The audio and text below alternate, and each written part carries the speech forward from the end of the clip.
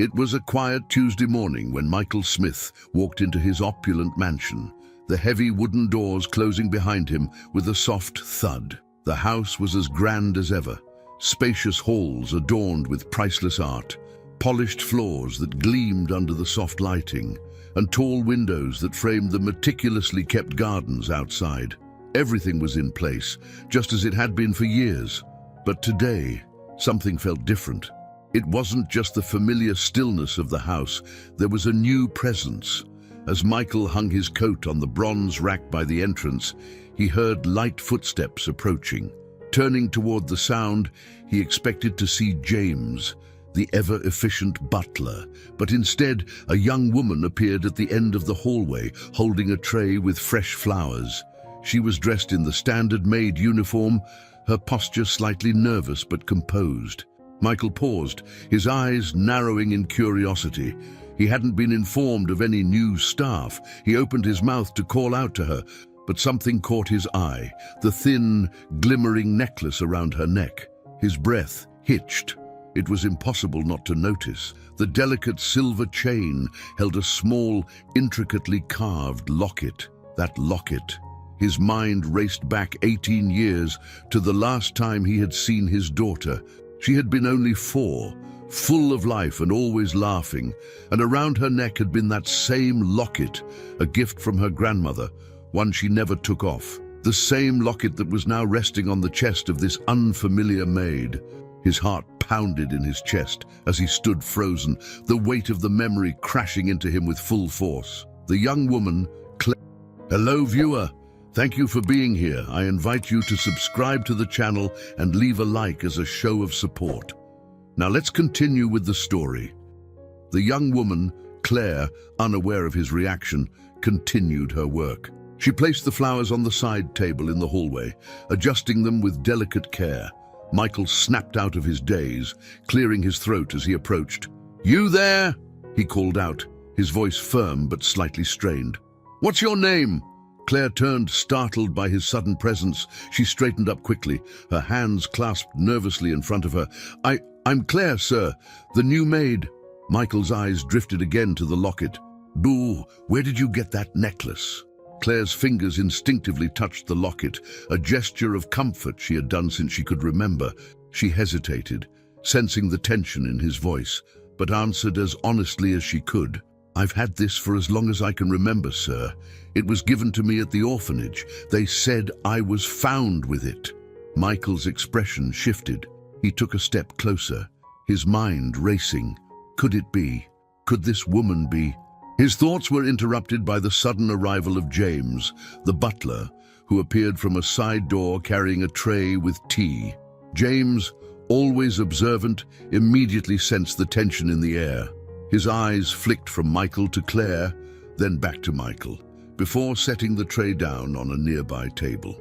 "Is everything all right, Mr. Smith?" James asked, his voice polite but with an underlying firmness, as if warning Michael not to create a scene. Michael blinked, momentarily at a loss for words. "Yes," he finally muttered, his eyes still fixed on Claire. "Everything is fine." But it wasn't. Not for Michael. Claire excused herself quickly, her heart pounding in her chest. The way Michael had looked at her, the intense, almost haunted expression in his eyes, unnerved her. She hurried to the kitchen, her mind spinning with questions. What was that about? Why was he so interested in my necklace? James, who had remained with Michael, spoke once Claire was out of earshot. "She's the new maid," James explained, his voice low and measured. "Hired through an agency. She just started this week." Michael didn't respond immediately. His gaze was still locked on the hallway where Claire had disappeared. His mind was reeling with the possibility. Could she be his daughter? Without another word, Michael turned on his heel and headed toward his study, leaving James standing in confusion. Upstairs in the mansion, Michael sat behind his large oak desk, his hands trembling slightly as he pulled open a drawer. Inside was a small velvet box, worn from years of being handled, but still intact. He opened it carefully, revealing a small photograph of a bright-eyed little girl, her smile wide and infectious. Around her neck, The same locket glittered in the sunlight. He closed his eyes, the pain of loss washing over him once more. His daughter had disappeared 18 years ago, vanished from the park where she had been playing while his wife had briefly turned her back. They had searched everywhere, hired the best detectives, put out public pleas, but she had never been found. The loss had nearly destroyed him and his wife, Sarah. Their marriage had survived, but the void of their daughter's absence had remained like a shadow over their lives. But now, here was this young woman, Claire, with the same locket, the same face structure, the same soft eyes. Could it really be her? He had to know. Meanwhile, downstairs in the kitchen, Claire tried to calm her nerves. James entered quietly, his usual severe expression softening slightly as he observed her. Though James was a strict butler, his sharp eye caught every detail, and right now he noticed the way Claire's hands shook as she tried to busy herself with cleaning. "You seem unsettled," James remarked, his voice void of sympathy but not unkind. Claire stopped what she was doing and turned to face him. "Mr. Smith, he seemed upset with me. I don't know what I did wrong." James sighed, adjusting his cufflinks. "Mr. Smith is a complicated man. His moods shift."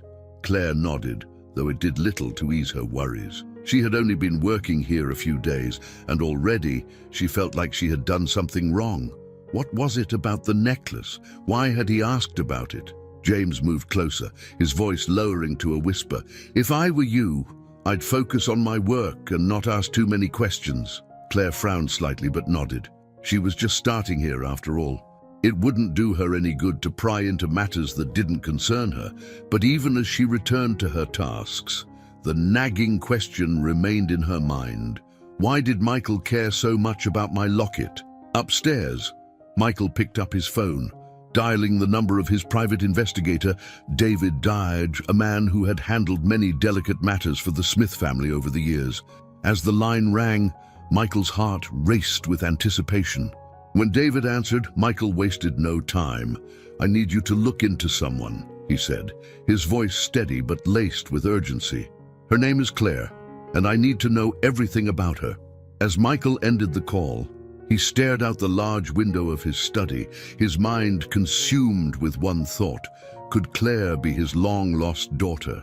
The cold wind swept through the streets of the small town as Claire stepped out of the orphanage for what would be the last time. She stood for a moment on the front steps, taking in the large, old building that had been her home for the past 18 years.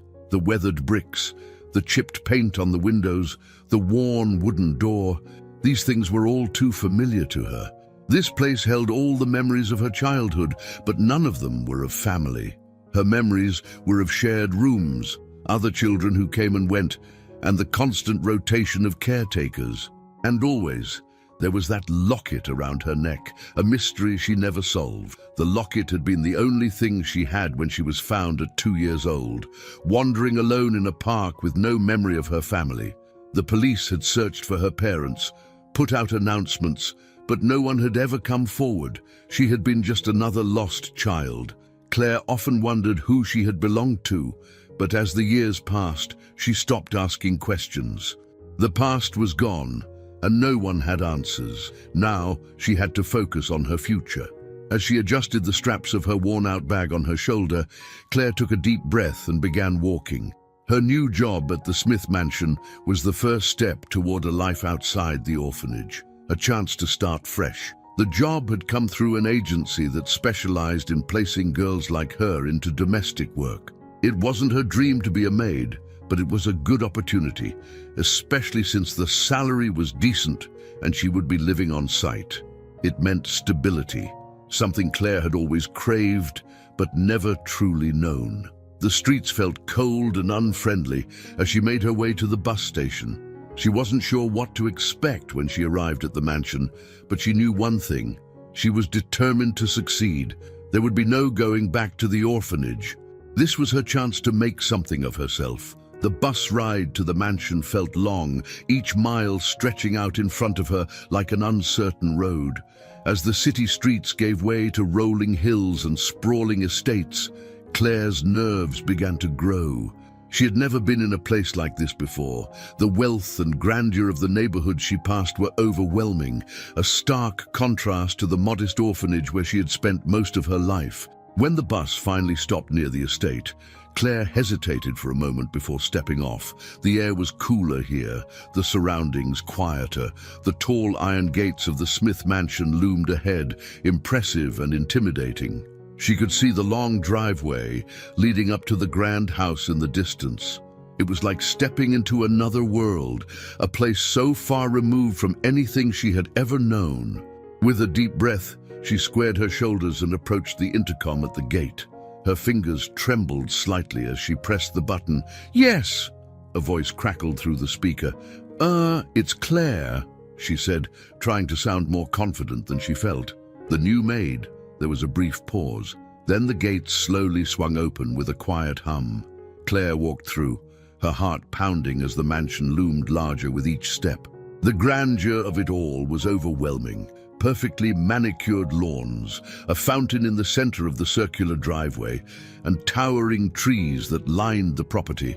It was nothing like the orphanage, nothing like the small town she was used to. When she reached the front doors, they opened before she could knock. A tall man in a black suit stood before her, James, the butler. His face was stern, his posture rigid, exuding an air of formality that immediately made Claire feel small. "You're late," James said, his voice crisp and authoritative. "The staff briefing was at 10 a.m. Claire swallowed hard, flustered. I'm sorry. The bus was delayed." James looked her up and down, clearly unimpressed, before stepping aside to allow her in. "Follow me. I'll show you to your quarters and explain your duties." Claire stepped into the mansion, the sound of her footsteps echoing off the marble floors. She felt out of place immediately. The high ceilings, the expensive artwork, the gleaming chandeliers, it all felt like a dream, one she didn't quite belong in. James led her through a series of hallways, explaining the layout of the house as they went. His tone was clipped, professional, and lacked any warmth. "You will be expected to maintain a high standard here," he said as they walked. "Mr. and Mrs. Smith expect nothing less. If you are not prepared for that, you will not last long." Claire nodded silently, her nerves growing with every step they took. She couldn't afford to lose this job. She had nowhere else to go. James's cold demeanor did little to ease her anxiety, but she kept her head down and followed, determined not to let her insecurities show. That first night, as Claire lay in her small room in the servants' quarters, she thought about her new life. It had been a long, exhausting day of cleaning, organizing, and learning the routines of the house. James had not hesitated to criticize her every mistake, reminding her repeatedly that the Smith household ran on precision and perfection. It was clear to her that James didn't think she would last, but Claire was determined to prove him wrong. As she stared up at the ceiling, the sounds of the house settling in for the night around her, her thoughts drifted back to her past, to the orphanage, to the locket. She reached up and touched it, the small, familiar piece of jewelry that had been with her for as long as she could remember. The one thing from her past she held on to. She had asked the caretakers at the orphanage about it many times, but no one knew anything. She had been found alone in a park, wearing the locket and nothing else that would help identify her. No birth certificate, no family name, just Claire, the girl with the silver locket. What did it mean? Where had she come from? These questions haunted her in the quiet moments, like tonight. But there were no answers, no clues, just the locket and the endless wondering. Claire closed her eyes, willing herself to sleep. Tomorrow was another day, another chance to prove herself, another step toward creating a new life. The next morning, Claire woke early, determined to start the day right. She dressed quickly and made her way downstairs, eager to begin her duties before James had a chance to reprimand her. But as she passed through the hallway, she noticed the grand staircase leading up to the private quarters of the house. The curiosity pulled at her. She had been told her duties were confined to the lower levels, the kitchen, the dining room, the servants' areas. but she couldn't help but wonder about the lives of the people she was now working for. Who were Mr. and Mrs. Smith? She had seen glimpses of Mr. Smith the day before, tall, distinguished, but with a quiet sadness in his eyes. And Mrs. Smith, she had yet to meet her, though the other staff had mentioned she rarely left her rooms. Claire paused at the base of the staircase, staring up at the opulence that seemed so far removed from her own life. She was about to turn away when she heard a soft voice. "Who are you?"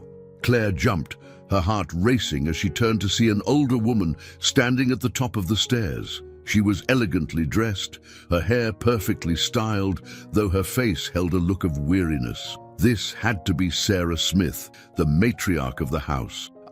I'm Claire, Ma'am," she said, her voice barely above a whisper. "The new maid." Sarah's eyes drifted over Claire, her gaze softening for a moment before she turned away without another word, disappearing down the hallway. Claire let out a breath she hadn't realized she was holding. She had been told that Mrs. Smith was a recluse, a woman who kept to herself, distant from the day-to-day workings of the household.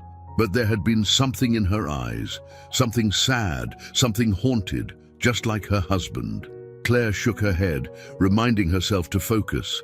She had a job to do, and no matter how mysterious the Smiths seemed, she was here to work, not to pry into their lives. As she walked toward the kitchen, her hand instinctively went to her locket once more. The same question echoed in her mind as it had for years. Where do I come from? Claire awoke early the next morning, the faint light of dawn filtering through the small window in her room. Her mind was already racing with thoughts of the previous day. The Smith mansion was unlike any place she had ever been. So elegant, so vast, and yet there was a heavy sadness that seemed to linger in the air. She hadn't interacted much with Mr. or Mrs. Smith, but the tension from her encounter with Michael Smith still hung over her like a dark cloud. And then there was James. From the moment she arrived, it was clear James, the butler, didn't trust her. His cold demeanor, the way his eyes followed her every move, made her feel like she was always on the verge of making a mistake. And today, she had to face him again. As Claire quickly dressed in her maid's uniform, she gave herself a pep talk. Just do your job. Don't let him get to you. She tied the apron around her waist and slipped her shoes on, her hands brushing the locket around her neck. It was her constant companion, a symbol of her unknown past, but today it felt like a reminder of the strange tension in the house. The staff quarters were quiet as Claire made her way down the narrow hallway. She had learned quickly that the Smiths' mansion ran on a strict schedule. Breakfast was served precisely at 7 a.m., and everything had to be in perfect order by then. James had made it abundantly clear that any slip-ups would not be tolerated. When she reached the kitchen, the other staff were already bustling about. Clara, the head housekeeper, was overseeing the meal preparations, her sharp eyes darting from one task to another. Clara had been kinder to Claire than James, but there was still an air of caution around her, as if she wasn't yet convinced Claire could handle the job. "Good morning, Claire," Clara said as Claire entered the room, her voice brisk but not unkind. "I trust you slept well." "Yes, ma'am. Thank you," Claire replied quickly, eager to prove herself. "Good. We'll need you to handle the dining room this morning. Make sure everything is spotless. Mr. Smith likes his routine, and the table must be set perfectly." Claire nodded and grabbed the cleaning supplies from the cupboard. As she exited the kitchen, she felt a pair of eyes on her and glanced back to see James watching her from the corner, his face expressionless but his posture rigid. He didn't say a word, but his presence was enough to make her stomach tighten with nerves. The dining room was as grand as the rest of the mansion, an intricately carved wooden table stretched across the center of the room, surrounded by high-backed chairs upholstered in dark, rich fabric. Massive windows overlooked the sprawling gardens outside, and the morning light cast a soft glow on the room. Despite its beauty, the room felt cold and formal, much like the people who dined here. Claire set to work, dusting the surfaces, polishing the silverware, and making sure every detail was in place. She moved quickly but carefully, determined not to give James any reason to criticize her. Her mind wandered as she worked, replaying her interactions with the family so far. The strange way Mr. Smith had looked at her necklace, the sadness in Mrs. Smith's eyes, and the ever-present watchfulness of James. It all made her feel like there was something going on beneath the surface, something she didn't understand. As she finished setting the table, James entered the room, his footsteps soft but deliberate. Claire straightened up, her heart racing slightly as he approached. "Have you completed the preparations?" he asked, his voice as cold as ever. "Yes, sir," Claire replied, trying to keep her voice steady. James walked around the table, inspecting her work with a critical eye. His expression remained unreadable as he moved from one end of the room to the other, his hands clasped behind his back. "This is acceptable," he said after a long pause. But barely.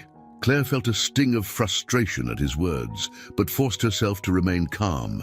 She knew arguing would do no good. Instead, she nodded and waited for further instructions. James stepped closer, his eyes narrowing slightly as he spoke. "Let me make one thing clear, Claire. The Smith household has a reputation for excellence, and I will not tolerate anything less than perfection from the staff. If you are unable to meet those standards, you will be replaced." His words were like ice, sending a chill down her spine. "I understand, sir. I'll do my best." "Your best may not be enough," James said, his voice dripping with disdain. "We'll see." With that, he turned and left the room, leaving Claire standing there, her hands clenched at her sides. She took a deep breath, willing herself not to let his words get to her. But it wasn't easy. Every moment in this house felt like a test, and she wasn't sure if she was passing. Later that day, Claire was cleaning one of the sitting rooms when she overheard a conversation between Mrs. Smith and James. The door to the sitting room was slightly ajar, and their voices carried through the hallway. Claire paused, not wanting to eavesdrop, but unable to stop herself from listening. "She's too young," Mrs. Smith said, her voice quiet, but filled with a kind of sadness. "I don't want someone like her around." "She's here to work, Mum," James replied, his tone as formal as ever. "I will ensure she stays focused on her duties." There was a long pause, and Claire held her breath, her heart pounding in her chest. Was Mrs. Smith talking about her? "I don't care," Mrs. Smith said finally, her voice barely above a whisper. "I can't bear it. It's too much. She reminds me." James cut her off gently. "I understand, Mum. I'll take care of it." Claire stepped back from the door, her heart racing. She had no idea what they were talking about, but it felt personal, like she had somehow stirred up something painful in this family. The tension between Mrs. Smith and James was palpable, and Claire couldn't shake the feeling that it had something to do with her. The rest of the day passed in a blur of cleaning and tasks, but Claire couldn't stop thinking about what she had overheard. Why didn't Mrs. Smith want her there? She had barely spoken to the woman, yet there was something about her presence that clearly bothered Mrs. Smith deeply. That night, as she lay in bed, Claire stared up at the ceiling, her mind whirling with questions. She had thought this job would be a fresh start, a chance to build a new life, but now it felt like she had stepped into a place full of secrets, a place where she didn't belong. The mansion was beautiful, but it was also lonely. The staff kept to themselves, and the Smith family seemed distant, shrouded in their own private pain. Claire couldn't shake the feeling that there was something more going on, something that no one was telling her. As she closed her eyes, her hand drifted to the locket around her neck, the one connection she had to her past. She had always believed that the locket was special, that it held some clue about who she was. But now, it felt like a burden. Every time Mr. Smith looked at it, there was a flicker of recognition in his eyes, and it terrified her. Why was this locket so important to him?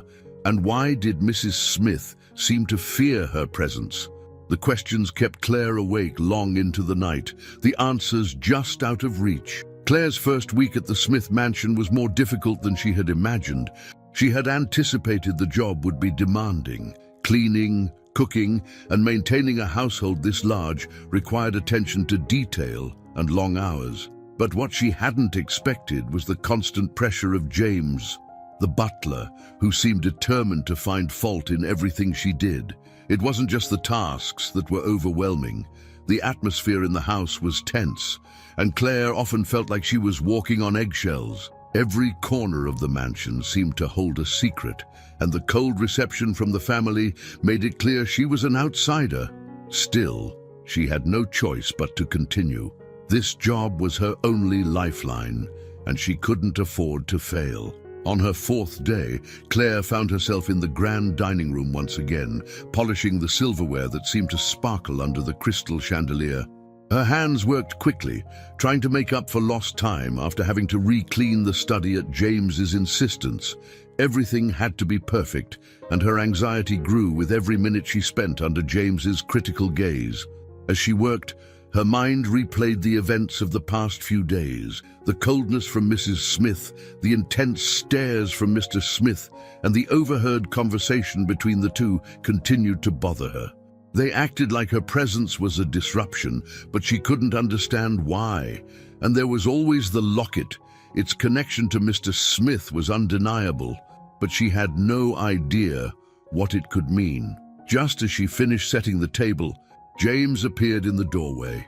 His presence alone was enough to make her stomach clench in nervousness. "Claire," he called out, his tone sharp. "You missed a spot on the silver." She turned quickly, her heart pounding. "I'm sorry, sir. I'll fix it right away." James approached the table, his eyes narrowing as he inspected the silverware closely. "You must learn to pay attention to detail. Mr. Smith values perfection, and anything less will not be tolerated." "I understand," Claire replied quietly, her cheeks flushing with embarrassment. She grabbed the polishing cloth and started on the spot he pointed out, trying her best to hide her frustration. No matter how hard she worked, James always found something to criticize.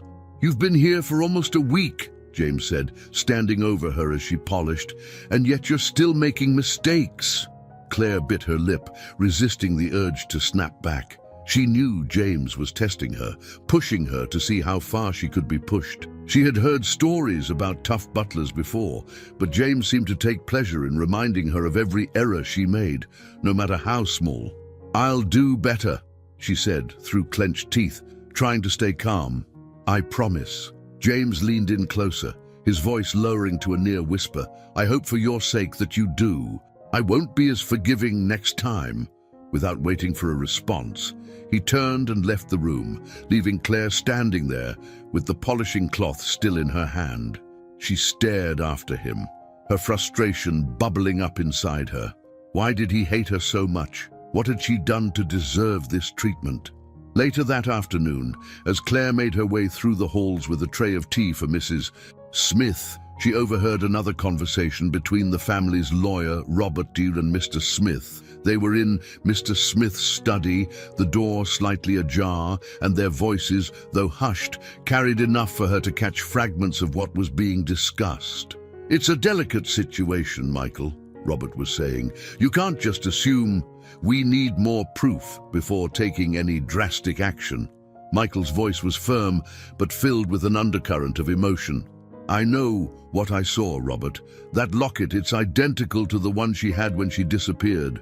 Claire froze in place just outside the study, her breath catching in her throat. They were talking about her locket again. Her fingers brushed against the pendant, feeling its familiar weight against her skin. What could it possibly mean? "There are dozens of similar designs out there," Robert replied. "You can't jump to conclusions based on a piece of jewelry." Michael let out a frustrated sigh. "It's not just the locket. There's something about her. I need to know the truth." "Then do it the right way," Robert insisted. "Hire someone to look into her past. Find out where she really came from." Claire's heart pounded in her chest as she hurried away, not wanting to be caught eavesdropping. Her hands shook as she continued toward Mrs. Smith's room, her mind racing with the implications of what she had heard. Why were they so interested in her? Why did they think the locket meant something? She delivered the tea to Mrs. Smith, who barely acknowledged her presence, then retreated back to the safety of the servants' quarters. There, in the privacy of her small room, She sat on the edge of her bed and clutched the locket tightly in her hand. The conversation she had overheard confirmed what she had suspected. Mr. Smith believed there was something significant about her locket. But why? She had always known it was the only clue to her past. She had clung to it as a child, hoping one day it would help her understand where she came from. But now it seemed like the locket held a connection to this family. Could it be possible that she was somehow linked to them? The idea seemed far-fetched, but it also felt like the only explanation for the strange way Mr. and Mrs. Smith acted around her. The next day, Claire tried to focus on her work, but her mind was consumed with questions. She moved through her tasks in a daze, her thoughts spinning as she tried to make sense of everything. As she dusted the shelves in the library, she replayed the conversation she had overheard again and again. What were they planning to do? Would they try to find out who she really was? By mid-afternoon, James found her again. This time, he was inspecting the work she had done in the sitting room. As usual, he found something wrong. "You missed a spot on the windows," he said coldly, pointing to a faint streak on the glass. "It's unacceptable." Claire swallowed hard, her frustration reaching a boiling point. She had worked tirelessly all day, and yet nothing she did was good enough for him. "I'm doing my best," she said, her voice trembling with suppressed anger. "Your best isn't good enough," James snapped, "and if you can't meet the standards of this household, you won't last here." The words stung, but Claire refused to back down this time. "I'm trying," she said quietly, her voice shaking. "I've only been here a few days, and I'm still learning." James's eyes narrowed, and for a moment, Claire thought he might actually fire her on the spot. But instead, he simply sneered, "Then learn faster." He turned and walked away, leaving Claire standing there, her heart pounding in her chest. She had never been spoken to like that before, and the sting of his words made her feel small and powerless. But deep down, a fire had been lit. She wasn't going to let James push her out of this job. She needed this work, and she wasn't going to give up just because he didn't like her. That evening, Claire sat alone in the garden, the cool night air soothing her frayed nerves. The garden had quickly become her refuge, a place where she could escape the pressures of the household and gather her thoughts. Surrounded by the fragrant flowers and the sound of the fountain's gentle trickle, she could almost forget the tension that filled the mansion. Almost. She stared down at the locket in her hand, her thumb brushing over its smooth surface. What does this mean? The same question had been haunting her for years, but now it seemed more urgent than ever. If the Smith family thought it was important, then maybe it was more than just a simple piece of jewelry. Maybe it really was the key to her past, but as much as she wanted answers, she was also afraid of what she might find. What if she wasn't ready to know the truth? She let out a long breath, her thoughts swirling. There was so much she didn't understand, so many pieces of the puzzle that didn't fit. But one thing was certain, she couldn't run away. Not this time. She had to stay and find out who she really was, no matter how difficult it might be. "I'm not going anywhere," she thought determinedly, clutching the locket tight. "I'll figure this out." As the sun rose over the Smith mansion, casting long shadows across the manicured gardens, Claire awoke with a renewed sense of resolve. She had spent the last several nights tossing and turning, her mind racing with questions about her past, about the locket, and about the strange behavior of the Smith family. But now, she was determined. She wasn't going to let the cold reception from James or the discomfort she felt in the mansion shake her focus. Claire needed this job, not only for financial reasons, but because something told her there was more to her connection to this place than mere coincidence. The locket around her neck, the one clue she had to her past, seemed to trigger something in Michael Smith, and she couldn't shake the feeling that her story was somehow intertwined with the secrets of this family. After dressing quickly in her maid's uniform, Claire headed down the narrow servants' staircase that led to the kitchen. Today would be different, she told herself. She would push through the challenges, no matter how hard James was on her or how cold Mrs. Smith seemed she was determined to prove her worth and, more importantly, uncover the truth. As soon as she entered the kitchen, Clara, the head housekeeper, greeted her with a curt nod. "You're on breakfast duty today, Claire," Clara said, her voice brisk. "Make sure everything is ready before 7 a.m. sharp. Mr. Smith has a meeting and won't tolerate any delays." Claire nodded quickly. She had learned fast that Mr. Smith's schedule was sacred, and any disruptions would not be taken lightly. Breakfast in the Smith household was a formal affair, with precision and timing more important than anything else.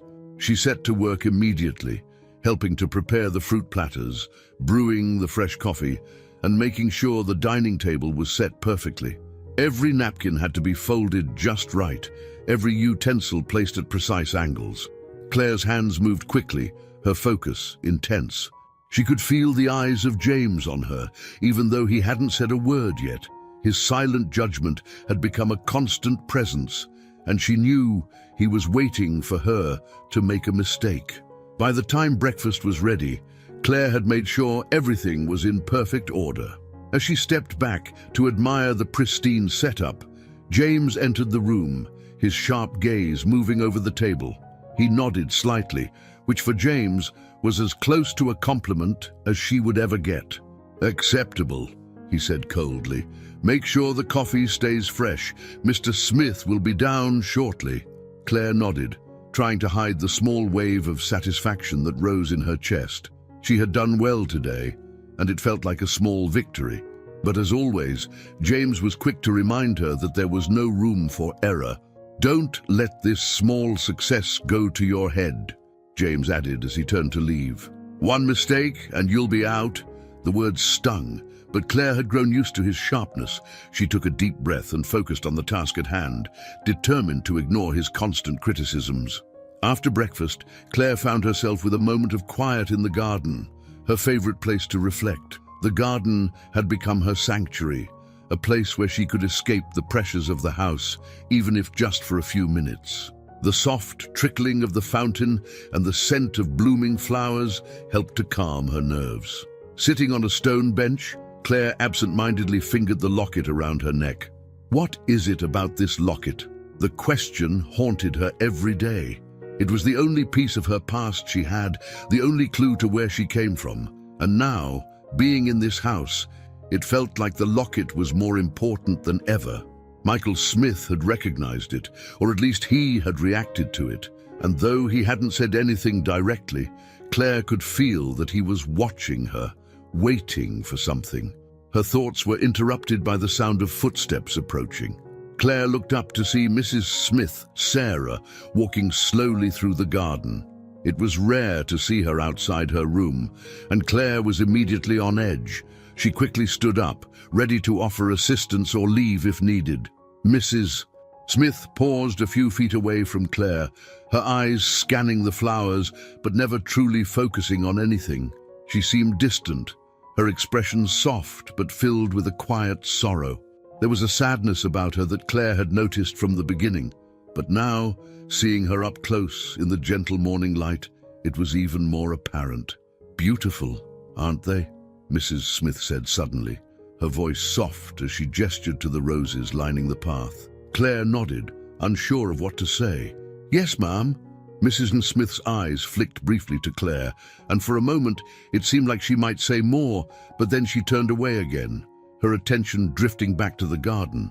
Claire waited, unsure if she should stay or leave. She had been told to keep her interactions with the family to a minimum, but this felt different. There was something in Mrs. Smith's demeanor that made Claire feel like she should stay. After a long silence, Mrs. Smith finally spoke again, her voice low and almost fragile. "Do you know much about flowers, Claire?" "Not really, Mum," Claire replied, her voice soft. Mrs. Smith gave a faint smile, though it didn't reach her eyes. "They're delicate things, flowers. They need the right care, the right attention. If you neglect them, they wither." Claire nodded, sensing there was more to Mrs. Smith's words than just a simple statement about flowers. But before she could respond, Mrs. Smith turned away completely, walking slowly back toward the house without another word. Claire watched her go, a strange feeling settling over her.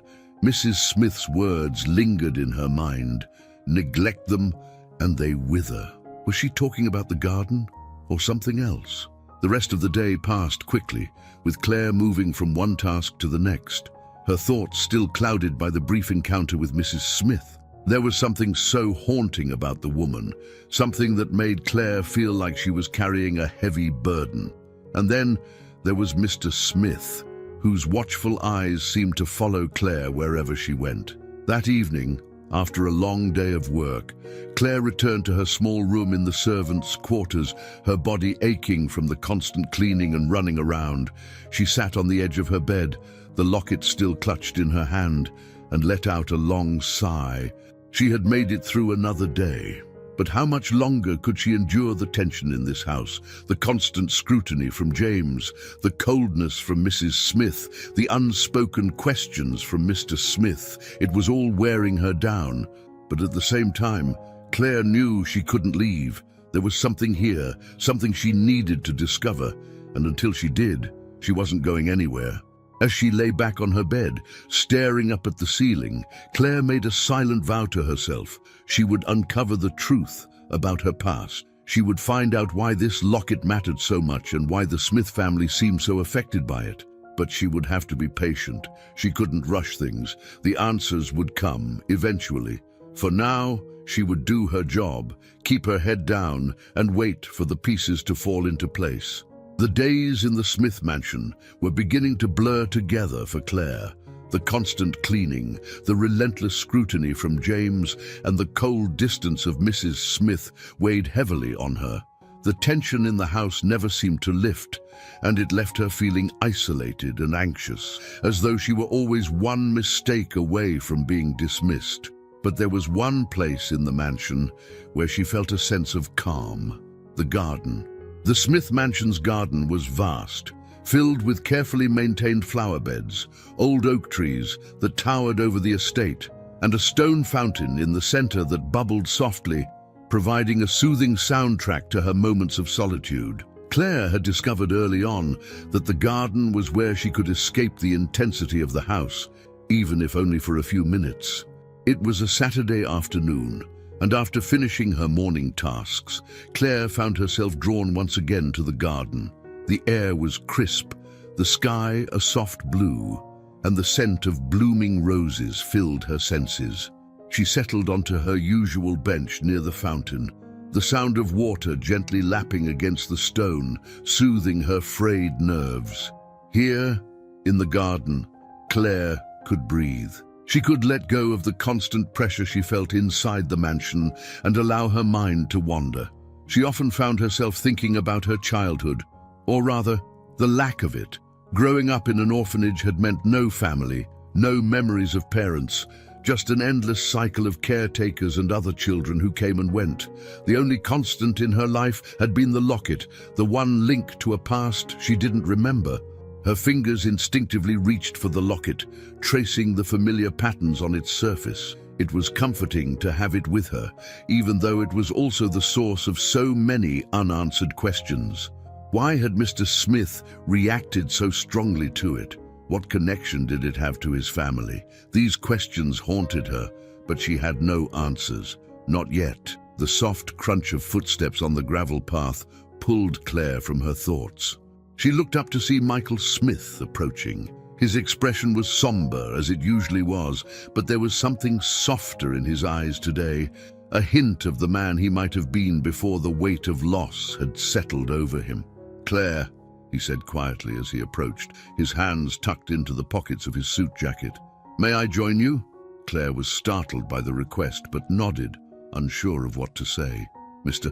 Smith rarely spoke to her, and when he did, it was brief and formal. To have him seek her out in the garden was unexpected. Michael sat down beside her on the stone bench, his gaze drifting over the flowers that surrounded them. For a long moment, he said nothing, and Claire wondered if he was regretting his decision to come out here. But then he spoke, his voice soft, almost wistful. "This garden was my wife's favorite place," he said. "She used to spend hours here, tending to the flowers, planting new ones every season. It brought her peace. Claire listened in silence, unsure of how to respond. She had noticed Mrs. Smith's quiet sadness, her distance from everything that went on in the household. It was clear she carried a heavy burden, though Claire had no idea what it was. "She doesn't come here much anymore," Michael continued, his voice tinged with regret. "Not since," he trailed off, his expression tightening. Claire didn't need him to finish the sentence. She had pieced together enough to know that the Smiths had lost someone important, perhaps a child.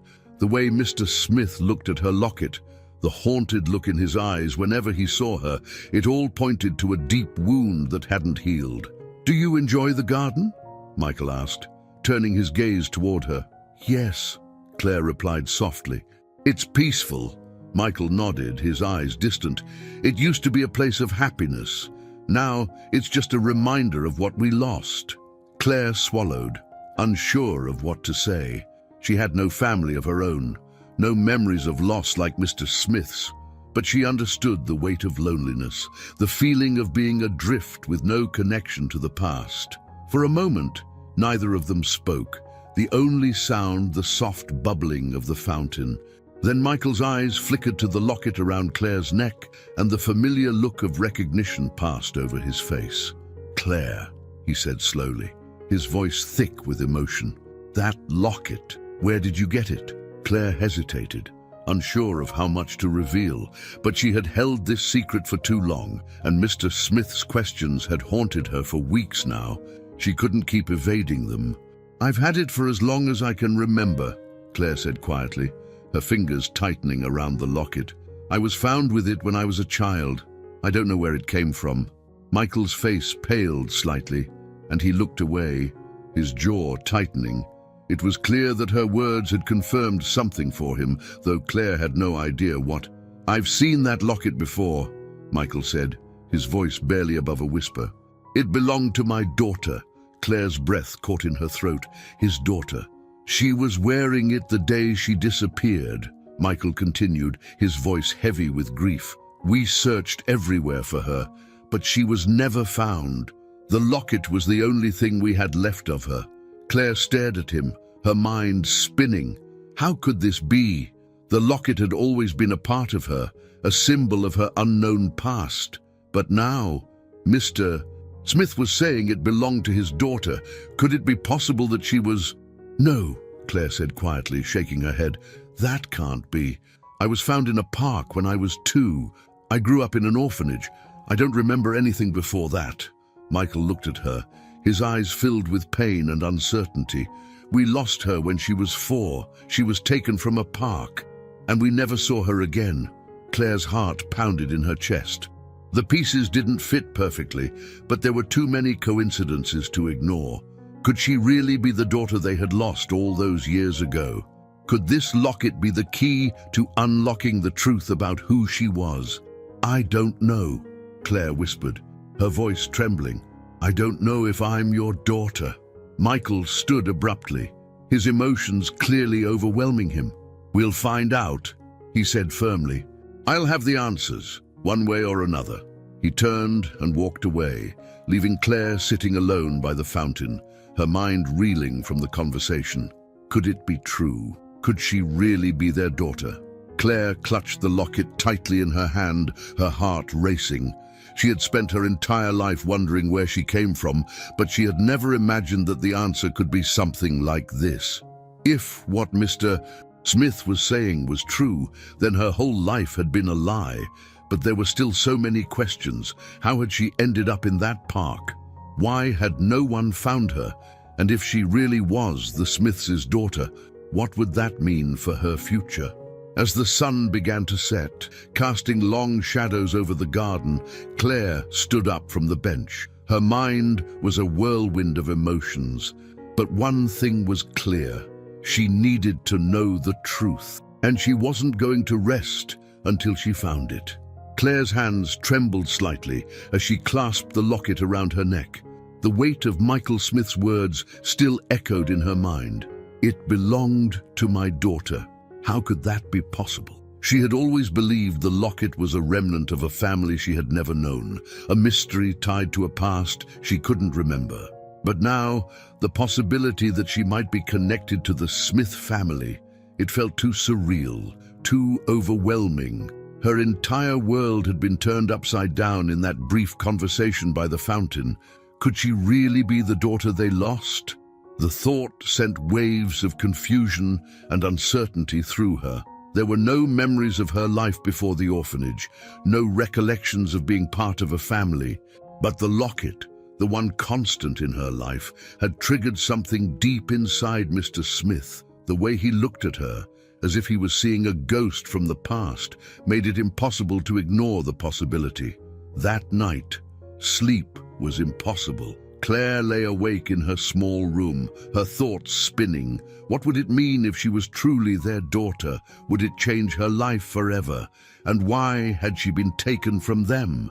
There were so many unanswered questions, and Claire felt like she was standing on the edge of a precipice, unsure of what awaited her on the other side.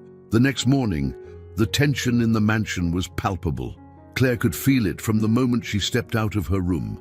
The staff moved quietly, sensing something was amiss. James barely spoke to her, his usual sharpness replaced by a wary silence. Claire couldn't help but wonder if he knew what was happening, if he, too, suspected that she might be connected to the family's past.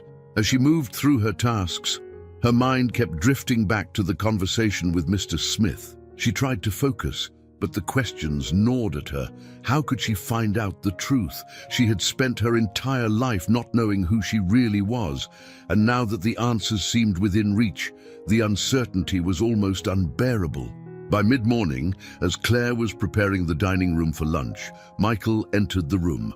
His presence sent a ripple of tension through her, and she could feel his eyes on her as she arranged the silverware. He hadn't spoken to her since their conversation in the garden the day before, but she knew he was just as consumed by the question as she was. "Claire," he said, his voice quiet but firm. She looked up, meeting his gaze. His face was pale, his expression strained, as if he had spent the night grappling with his own thoughts. "We need to take the next step," he continued. "I've arranged for a private investigator to look into your past. I need to know if you're truly my daughter." Claire's heart raced at his words. The idea of someone investigating her past, digging into the mystery of her life, filled her with both hope and fear. What if they found something? What if they found nothing? What if she wasn't their daughter after all? "I understand," she replied softly, though her voice trembled slightly. "I want to be clear," Michael said, stepping closer. "If you are my daughter, Claire, this will change everything. But we need to be sure. We can't jump to conclusions based on a locket alone." Claire nodded, though her mind was racing. The locket, the one symbol of her identity, might hold the key to unlocking the truth, but it was just a piece of the puzzle. "I'll cooperate however I can," she said, her voice steadier now. "I want to know the truth too." Michael gave her a long, searching look, as if trying to see the daughter he lost in the young woman standing before him. Then, without another word, he turned and left the room, leaving Claire standing alone in the quiet dining room, her mind spinning. Later that day, while Claire was folding linens in the laundry room, she found herself thinking about Mrs. Smith. Sarah had been noticeably absent from the conversation about the locket, and Claire wondered what she thought of all this. Surely Michael must have told her about his suspicions, about the possibility that Claire was their daughter, but Mrs. Smith had remained distant, as if she were avoiding the entire situation. Claire had always sensed a deep sadness in Mrs.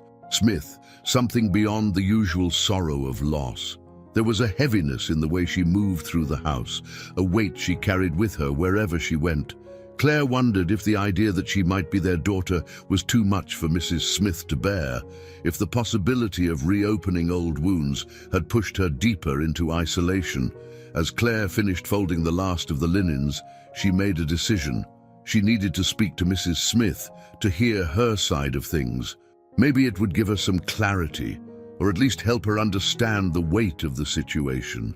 That evening, after dinner had been served and the household had quieted down, Claire made her way to the second floor, where Mrs. Smith's private sitting room was located. She had never ventured up here before. It was strictly off limits for the staff unless specifically requested. But tonight, she felt compelled to reach out. Her heart pounded as she approached the door. She hesitated for a moment, unsure if she should knock, unsure if she even had the right to intrude.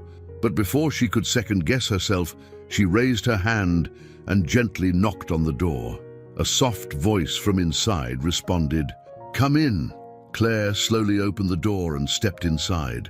The room was dimly lit, with a single lamp casting a soft glow over the space. Mrs. Smith was sitting by the window, her hands folded in her lap, her eyes gazing out into the dark garden below. "Mrs. Smith," Claire began quietly, unsure of how to proceed. I'm sorry to bother you, but I wanted to speak with you." Mrs. Smith didn't turn to face her, but she didn't ask her to leave either. After a long pause, she finally spoke. "What is it, Claire?" Claire took a deep breath, gathering her thoughts. "I know that Mr. Smith told you about his suspicions, about the locket. I just wanted to know how you feel about all of this." Mrs. Smith was silent for a moment, and when she finally turned to look at Claire, her eyes were filled with sorrow. "How do I feel?" she repeated softly, almost as if asking herself the question. I feel like I'm standing on the edge of a cliff, Claire. Part of me wants to believe that you could be our daughter, that after all these years, she's finally come back to us. But the other part of me," she trailed off, her voice breaking slightly. Claire waited, her heart heavy with the weight of Mrs. Smith's emotions. "The other part of me is terrified," Mrs. Smith continued, her voice barely above a whisper. "Terrified that this is all just another false hope, another wound waiting to be opened. We've been down this road before, Claire. We've searched for her, we've hoped, and every time we've been left with nothing but more pain." Claire felt a lump rise in her throat. She had never considered the possibility that the Smiths had been through this before, that they had experienced false hope and crushing disappointment in their search for their daughter. "I don't want to hurt you," Claire said softly. "I just want to know the truth." Mrs. Smith nodded, her eyes glistening with unshed tears. "So do I, Claire, so do I." The two women sat in silence for a long moment, the weight of their shared uncertainty hanging between them like a cloud. Neither of them knew what the future held, but in that moment they both understood the pain of not knowing, the agony of being caught between hope and fear. The following days at the Smith mansion felt like an uneasy waiting game. Claire moved through her duties with a new sense of purpose, but also an underlying tension she couldn't shake.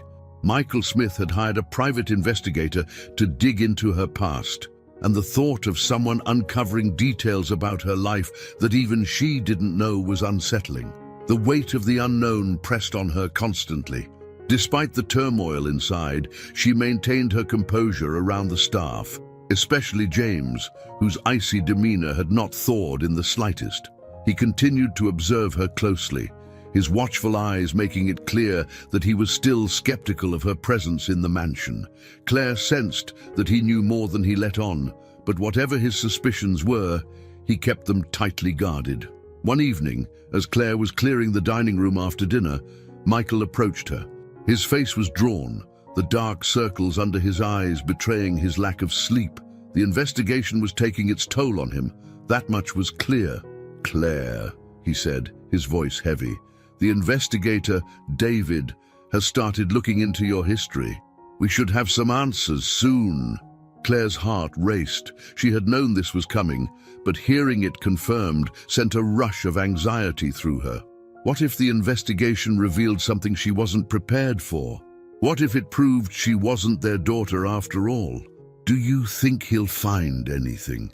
Claire asked, her voice barely above a whisper. Michael hesitated, his gaze dropping to the floor.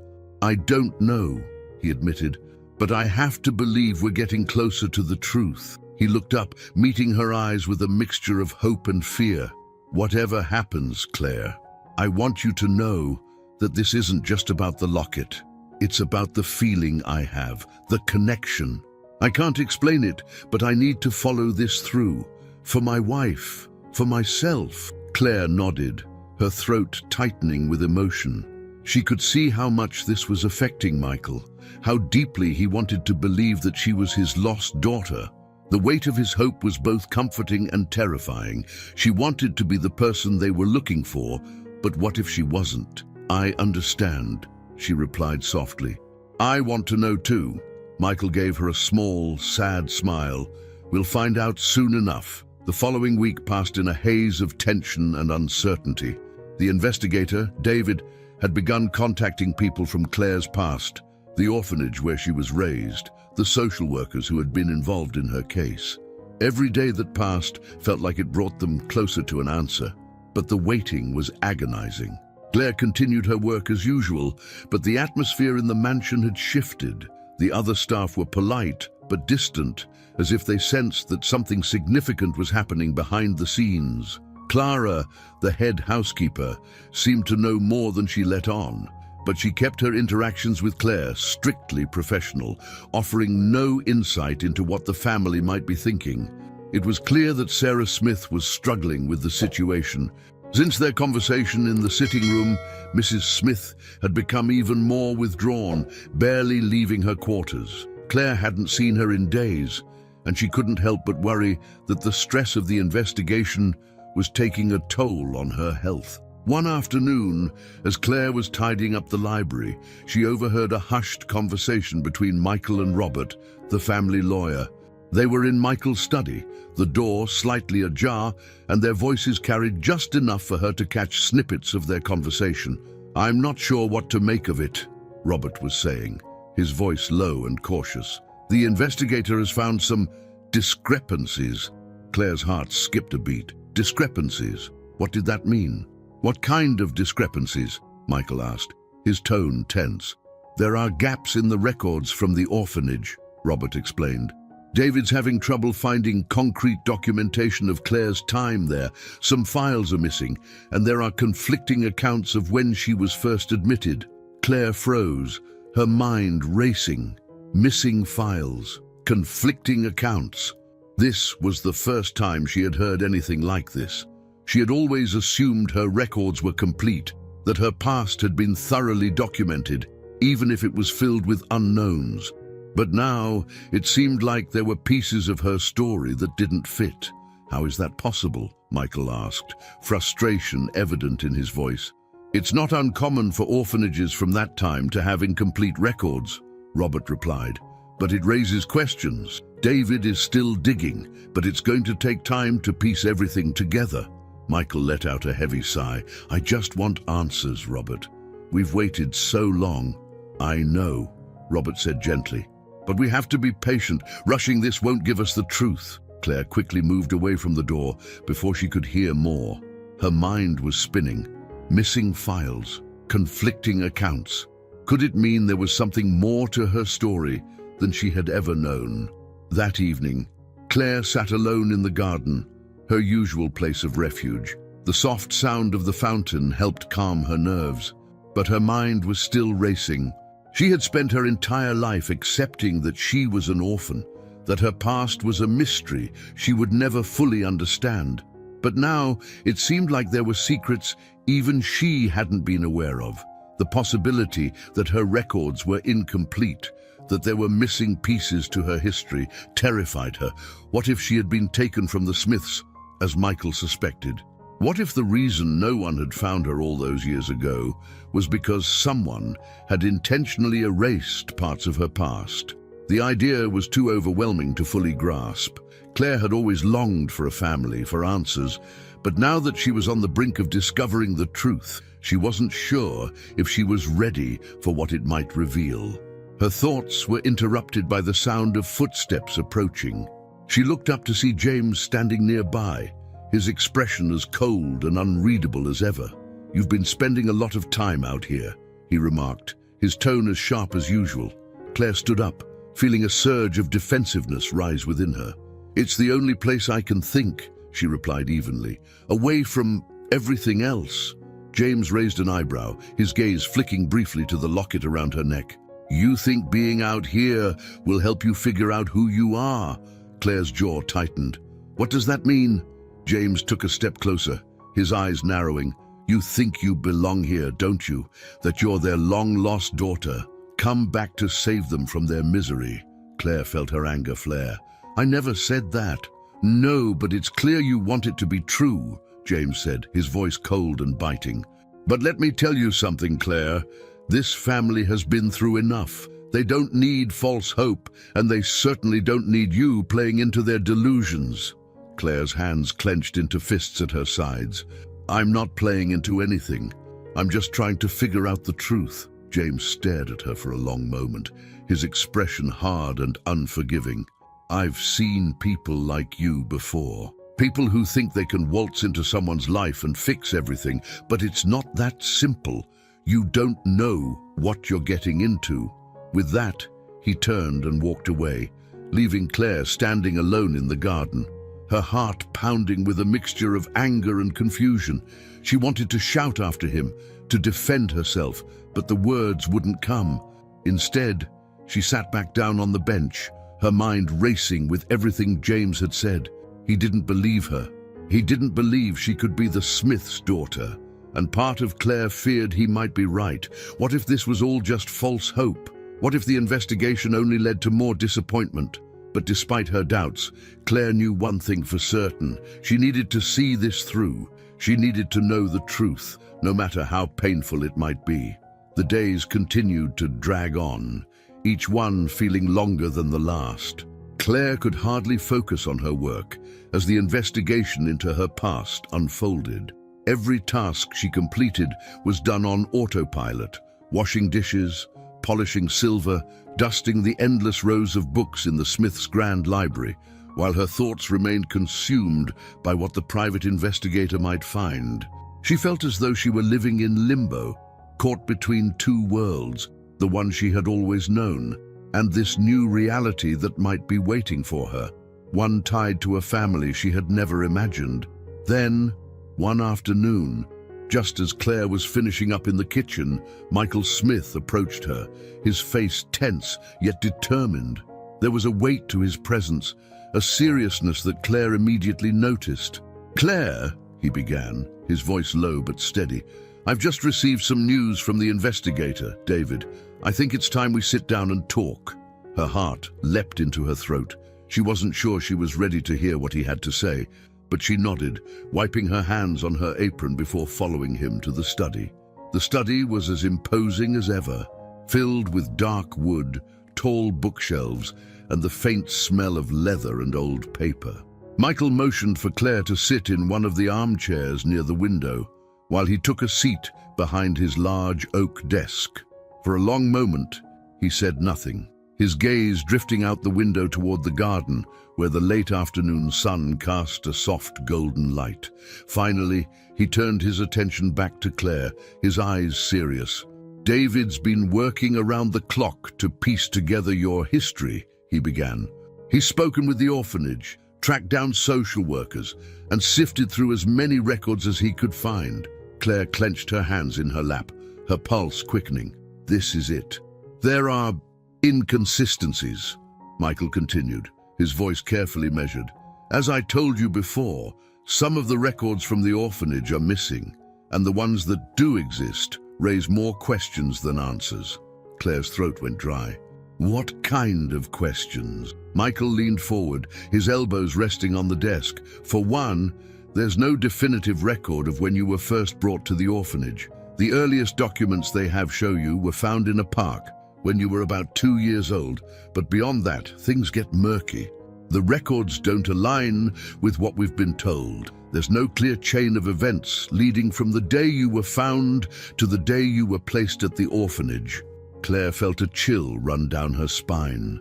She had always believed the story she'd been told, that she was a lost child with no family, no history, but now it seemed like that story might not be the whole truth. David also found something else, Michael added, his voice growing more intense. The location where you were found, it matches the park where my daughter was last seen. Claire's heart pounded. The same park. Michael nodded. It can't be a coincidence, Claire. The dates, the place, it all lines up. Claire felt a wave of emotion crash over her. Could it really be true? Could she be the Smiths' lost daughter, taken from them all those years ago and placed in an orphanage without any trace of her real identity? I don't understand, Claire said softly, her voice shaking. How could that happen? Why wasn't I found sooner? That's what we're trying to figure out, Michael said, his expression hardening. There's still so much we don't know, but we're getting closer to the truth. David is going to keep digging, but right now, everything points to the possibility that you are our daughter. Claire's mind spun with the weight of his words. It felt impossible to comprehend. Could she really be the child they had lost all those years ago? The child they had searched for, grieved for? And if so, why had she been placed in an orphanage with no one looking for her? Michael, she began, her voice trembling. If I am your daughter, why didn't anyone find me before? Why was I left in that park? Michael's jaw tightened, and he leaned back in his chair, his eyes clouded with emotion. That's the question that haunts me, Claire. If you really are our daughter, then someone took you from us, and I need to know why. Claire stared at him, her mind racing. Someone took me from them. The thought was terrifying. She had always assumed she had simply been lost, that her parents had either abandoned her or died, but now, the idea that she had been taken, that someone had deliberately separated her from her family, was almost too much to bear. What do we do now? Claire asked, her voice barely above a whisper. We wait for David to finish his investigation, Michael said, though his tone betrayed his frustration at having to wait. But in the meantime, I want you to take a DNA test. Claire's breath caught. Of course, a DNA test would confirm, once and for all, whether or not she was truly their daughter. The science would give them the answers they needed, with no room for doubt. I'll do it, Claire said firmly, though inside she was trembling. Michael nodded, relief washing over his features. Thank you. We'll arrange for it as soon as possible. The days that followed were filled with a nervous anticipation that seemed to grip the entire household. Claire went through the motions of her duties, but her mind was elsewhere, consumed by the prospect of the DNA test. The simple swab had been taken in the privacy of her room, a painless procedure that held the power to change her entire life. Now, all she could do was wait for the results. The tension in the mansion was palpable. Sarah Smith had barely left her room, and whenever Claire passed by her quarters, she could hear the soft murmur of voices, Mrs. Smith talking to herself, or perhaps on the phone with friends or family, struggling to cope with the emotional toll the investigation was taking on her. James, ever the stoic butler, remained as cold and distant as ever. He said nothing about the DNA test, but Claire could feel his disapproval in every glance he sent her way. He didn't believe she was their daughter, that much was clear.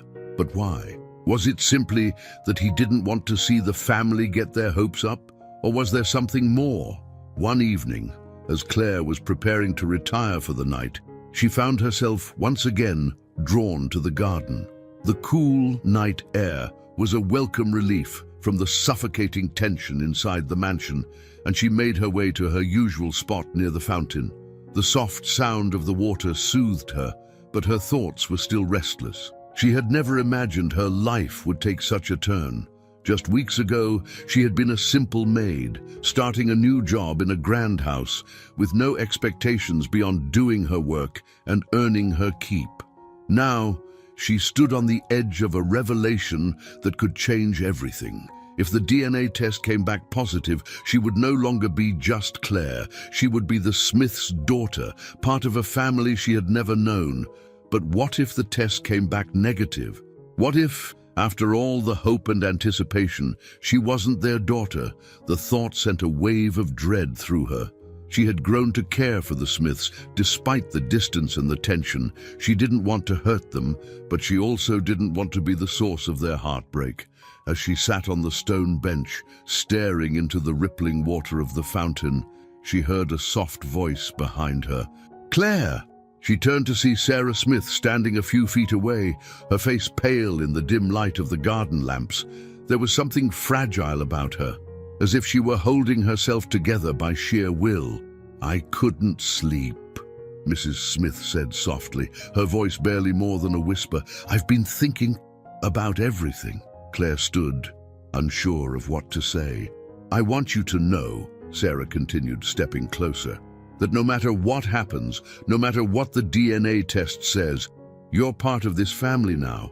We've been through too much already, and I don't want to lose you too." Tears welled in Claire's eyes. She hadn't expected this, hadn't expected Mrs. Smith to offer her acceptance before they even knew the results. "I don't know what to say," Claire whispered, her voice thick with emotion. Sarah smiled weakly, her eyes glistening. "Just stay with us." The following days felt like a blur. Claire continued her routine, but the tension in the mansion had reached a palpable level. The DNA test had been taken, and now everyone in the household seemed to be holding their breath, waiting for the results that could change everything. Every time Claire crossed paths with Michael or Sarah, she could see the strain in their faces. Michael remained steadfast, though his anxiety was clear in the way he paced around the mansion, often disappearing into his study for hours at a time. Sarah, on the other hand, had grown more fragile. She rarely left her room, and when she did, her movements were slow, deliberate, as though every step weighed heavily on her.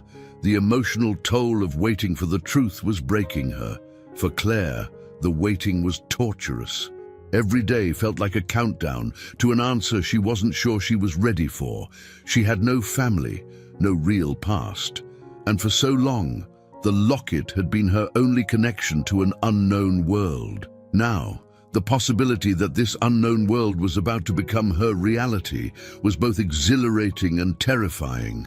What if I really am their daughter? The question played over and over in her mind, each time with a different emotion attached: hope, fear, excitement, doubt. The staff, too, seemed to sense that something monumental was happening.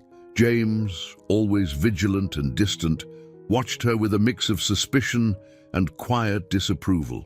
Though he never voiced his thoughts outright, Claire could feel his distrust every time he was near her.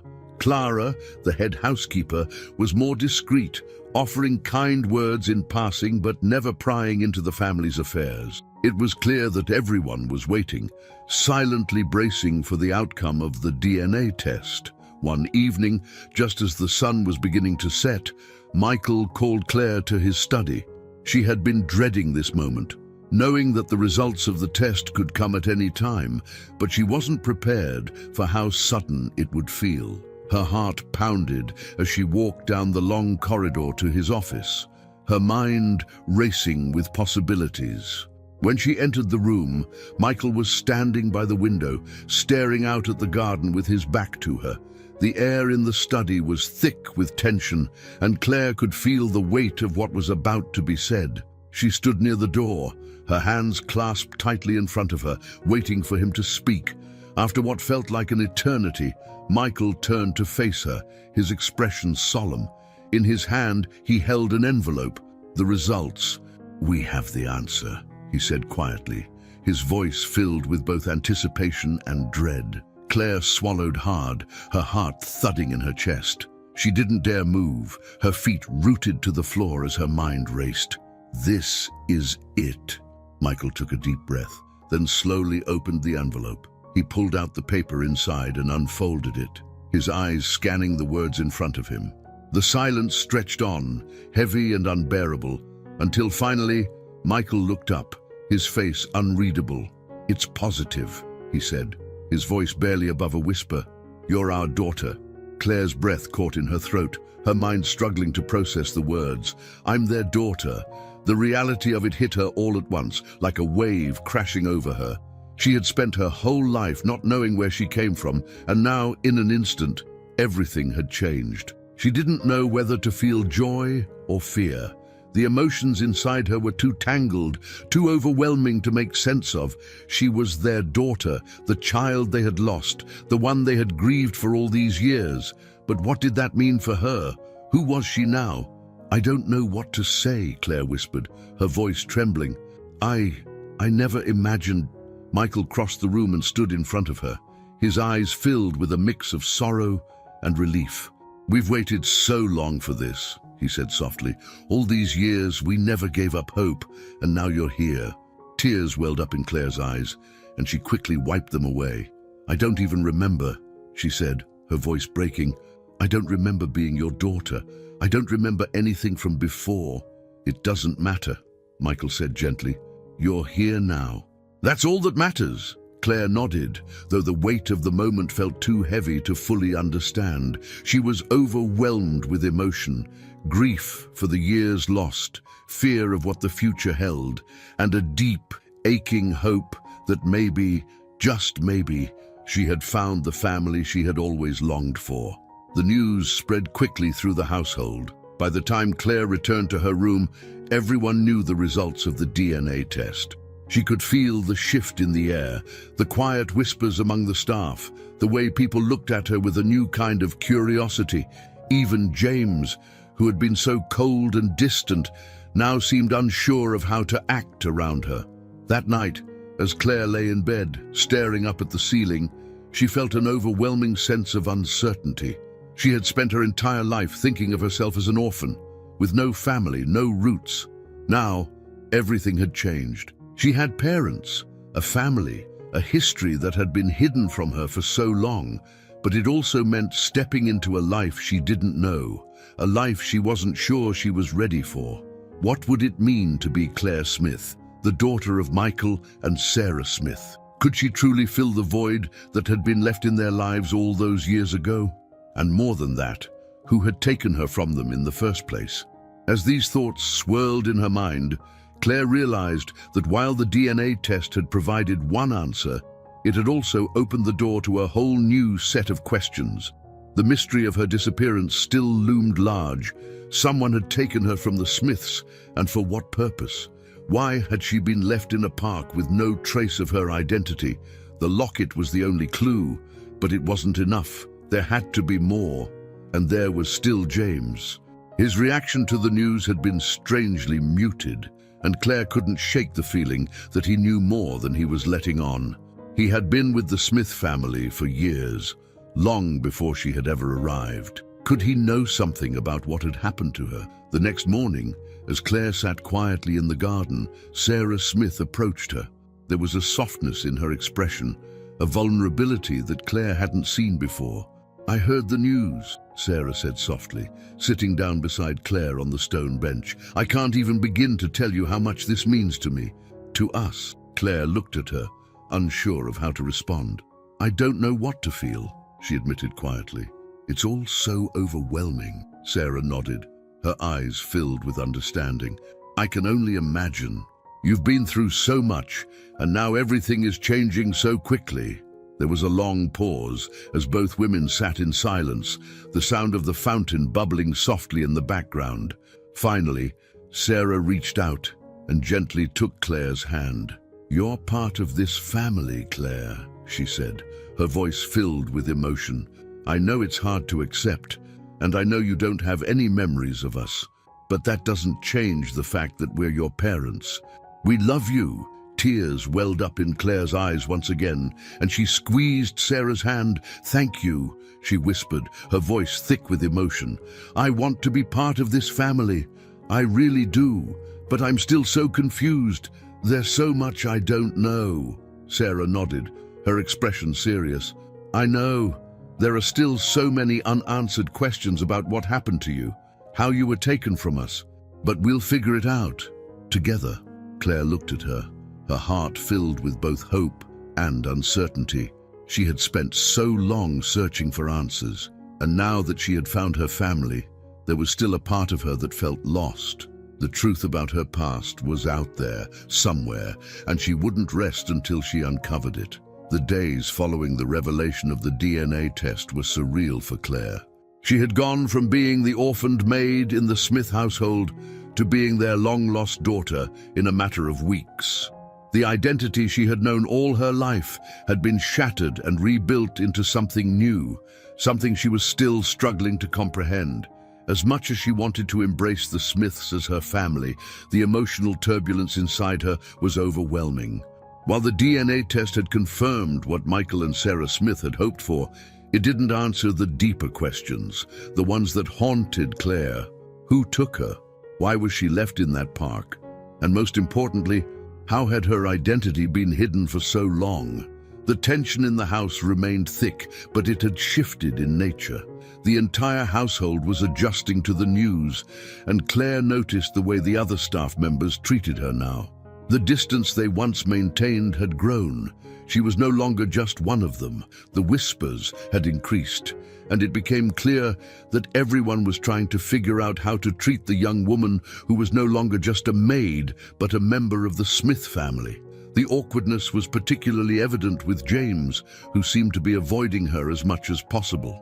Since the results of the DNA test, he had been quieter than usual, his gaze more calculating.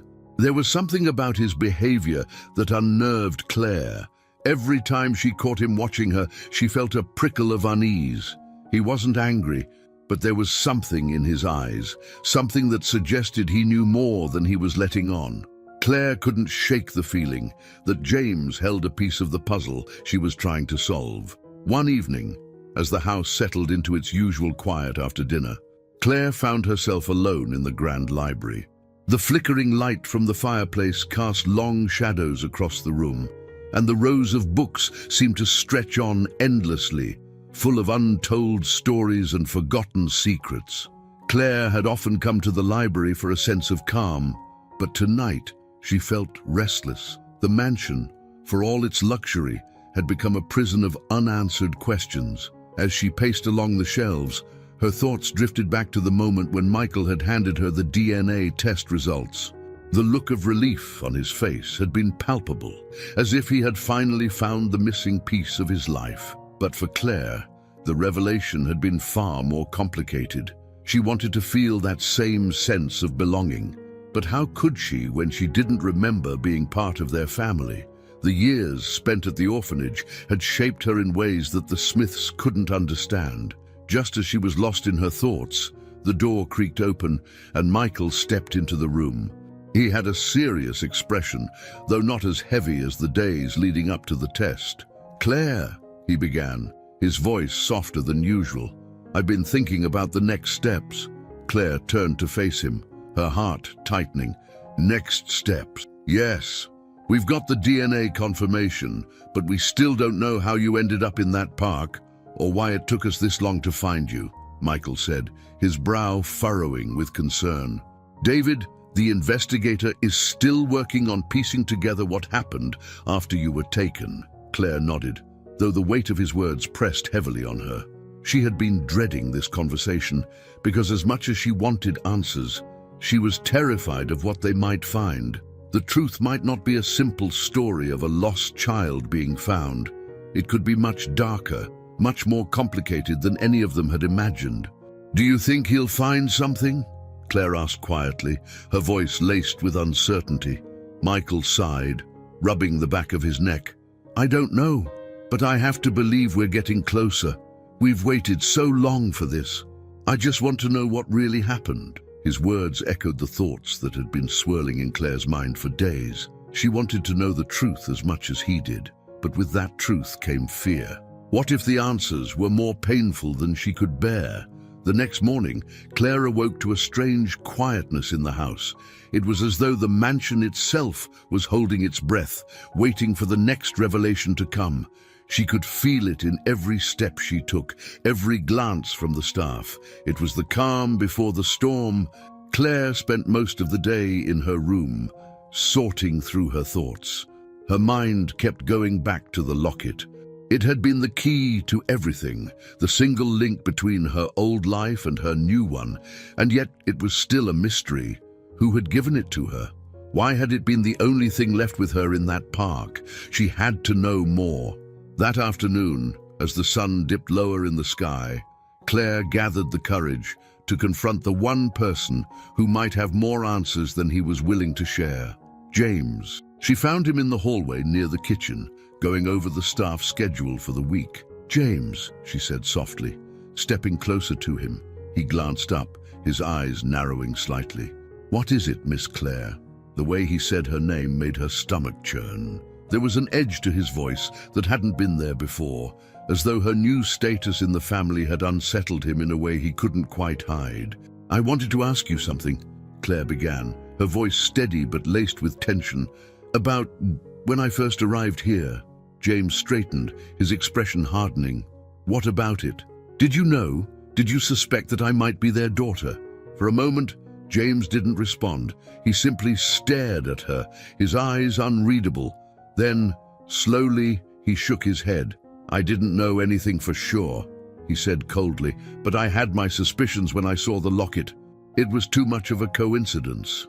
"Why didn't you say something?" Claire pressed, her frustration bubbling to the surface. "You knew the family had lost a daughter. You knew what that locket meant to them."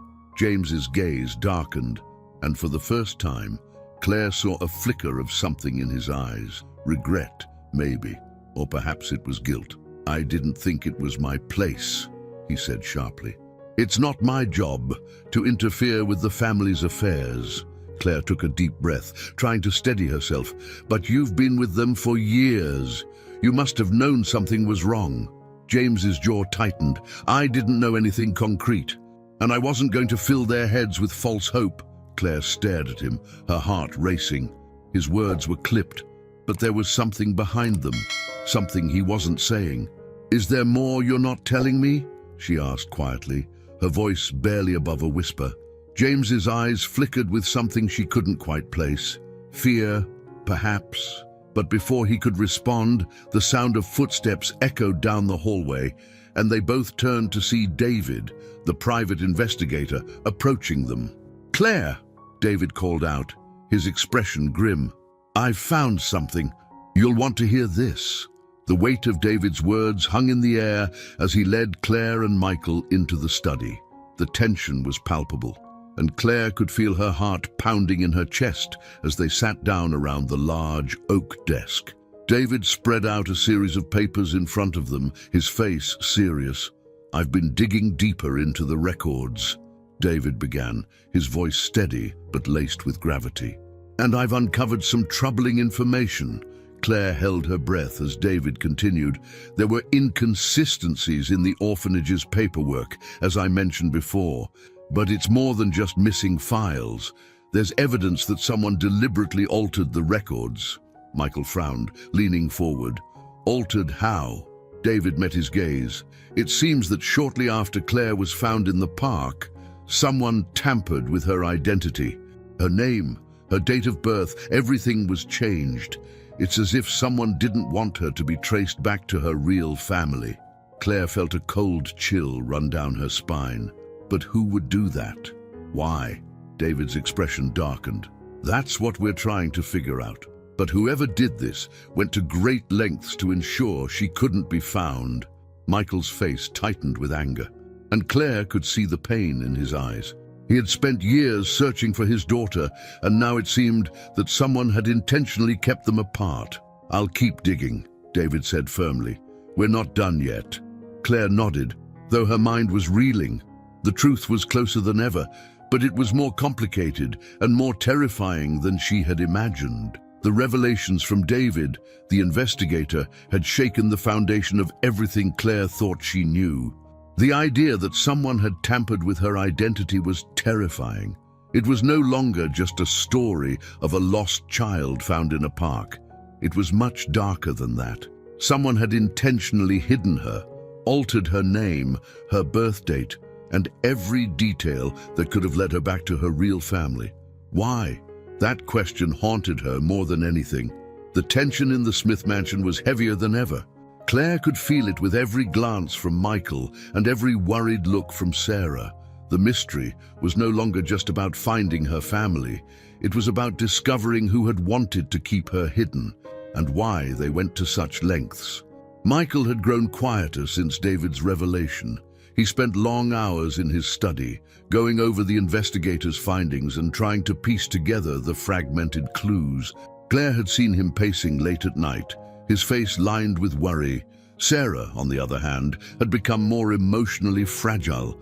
The stress of it all was wearing her down, and she often stayed in her room, retreating into herself. It was clear that the thought of someone deliberately stealing their daughter was almost too much for her to bear. For Claire, the uncertainty was agonizing. She had only just begun to accept the idea of being part of this family, and now, with the possibility of foul play, it felt like the ground was shifting beneath her feet again. She had never known who she really was, and now, the few answers she had were being overshadowed by darker questions. One evening, after a particularly tense dinner, Claire found herself once again drawn to the quiet of the garden. The cool night air provided a much-needed sense of calm, though it did little to ease the turmoil in her mind. She sat on the stone bench near the fountain, staring at the water as it rippled in the dim light. Her fingers absently played with the locket around her neck, the one thing that had always been a constant in her life. The locket had been the key to unlocking her past, but now it felt like a symbol of everything that had been hidden from her. Who had given it to her? And why had she been left with it? As she sat there, lost in thought, she heard footsteps behind her. She turned to see James approaching, his expression as unreadable as ever. Claire tensed. Ever since David's discovery, she had been increasingly suspicious of James. He had been with the Smith family for years. He had to know something, and yet he remained distant, cold, and unhelpful. "Couldn't sleep?" James asked, his voice as sharp as ever. Claire shook her head. "There's too much on my mind." James nodded, though his expression remained neutral. "That's understandable." For a moment, there was only silence between them, the quiet hum of the fountain filling the space. Claire debated whether or not to confront him, to ask him outright what he knew. She had held back for days, but now, with the mystery deepening, she couldn't wait any longer. "James," she began, her voice steady but tense, "do you know more about what happened to me than you're letting on?" James's eyes flickered, but his face remained impassive. "What are you suggesting?" "I'm suggesting," Claire said, her voice growing firmer, "that you've been with this family for a long time, long enough to know things that others don't. You've been avoiding me ever since the DNA test results came back, and now that we know someone tampered with my records, I think you're hiding something." For the first time, Claire saw a crack in James's stoic demeanor. His jaw tightened, and his gaze shifted away from hers. He was silent for a long moment before finally speaking. "You don't know what you're asking, Claire," he said quietly. "This is more complicated than you think." Claire's heart raced. "More complicated? What was he talking about?" "Then explain it to me," she pressed. "I deserve to know the truth." James hesitated again, his expression conflicted. Claire could see the struggle in his eyes, the internal battle he was fighting. Finally, he sighed, the tension in his shoulders easing slightly. "I've been with the Smith family for a long time," he began, his voice low. "Long enough to see things that I wish I hadn't. When you went missing, it nearly destroyed them. They searched for you everywhere, hired the best detectives, but no one could find you. After a while, they had to accept that you were gone." Claire swallowed hard, her throat tightening with emotion. She had always known that her disappearance had been painful for the Smiths, but hearing it from someone who had been there, who had witnessed it firsthand, made it all the more real. "But what does that have to do with my records being tampered with?" she asked, her voice barely above a whisper. James's expression darkened. "There were people who didn't want you to be found, Claire. People who had a vested interest in keeping you away from this family." Claire's breath caught. "People? Who? Who would do that?" she asked, her voice trembling. James shook his head. "I don't know exactly who, but I have my suspicions. There are things about this family, secrets that go back years. When you disappeared, it wasn't just a random act. Someone took you, and they went to great lengths to make sure you stayed hidden." Claire stared at him, her mind reeling. "Someone took me." The thought was horrifying. She had spent her entire life believing she had simply been abandoned or lost. But now, the reality was much darker. Someone had stolen her, and they had done everything in their power to keep her from being found. "Why?" she whispered, her voice shaky. Why would anyone do that? I don't know, James said softly. But whoever it was, they're dangerous, and they're still out there. Claire's stomach turned. The idea that someone had taken her, and that they might still be out there watching, was too much to bear. But at the same time, she couldn't ignore the truth. She had to know more. What do we do now? She asked, her voice steadying as she spoke. James looked at her, his expression serious. We wait for David to finish his investigation. He's close to uncovering something, I can feel it. But until then, you need to be careful, Claire. There are people who won't want the truth to come out. The following days were tense, each one filled with a sense of dread as Claire waited for the next piece of the puzzle to fall into place. Michael and Sarah were growing more anxious by the day, and the atmosphere in the mansion had become thick with fear and uncertainty. Claire couldn't shake the feeling that she was being watched. Every time she stepped outside, every time she moved through the house, she felt a prickling sensation on the back of her neck, as if someone was following her every move. She had no proof, of course, but the fear was real. David continued his investigation, digging deeper into the altered records and the people who might have been involved. He had uncovered several suspicious leads, but nothing concrete yet. Whoever had orchestrated her disappearance had done a thorough job of covering their tracks. One evening, as Claire sat in her room, she heard a knock at the door. She opened it to find Michael standing there, his face lined with worry. "Can I come in?" he asked softly. Claire nodded, stepping aside to let him enter. He sat down on the edge of her bed, his hands clasped tightly in his lap. "I've been thinking," he began, his voice heavy with emotion, "about everything that's happened, about how we've finally found you, but how nothing feels resolved. I thought finding you would be the end of the search, but now I realize it's just the beginning." Claire sat beside him, her heart aching for him and for the pain he had carried all these years. "I don't know who did this to you, Claire," Michael continued, his voice trembling slightly, "but I promise you, we will find out. No matter how long it takes, no matter what we have to do, we'll get to the bottom of this." Claire nodded, her throat tightening with emotion.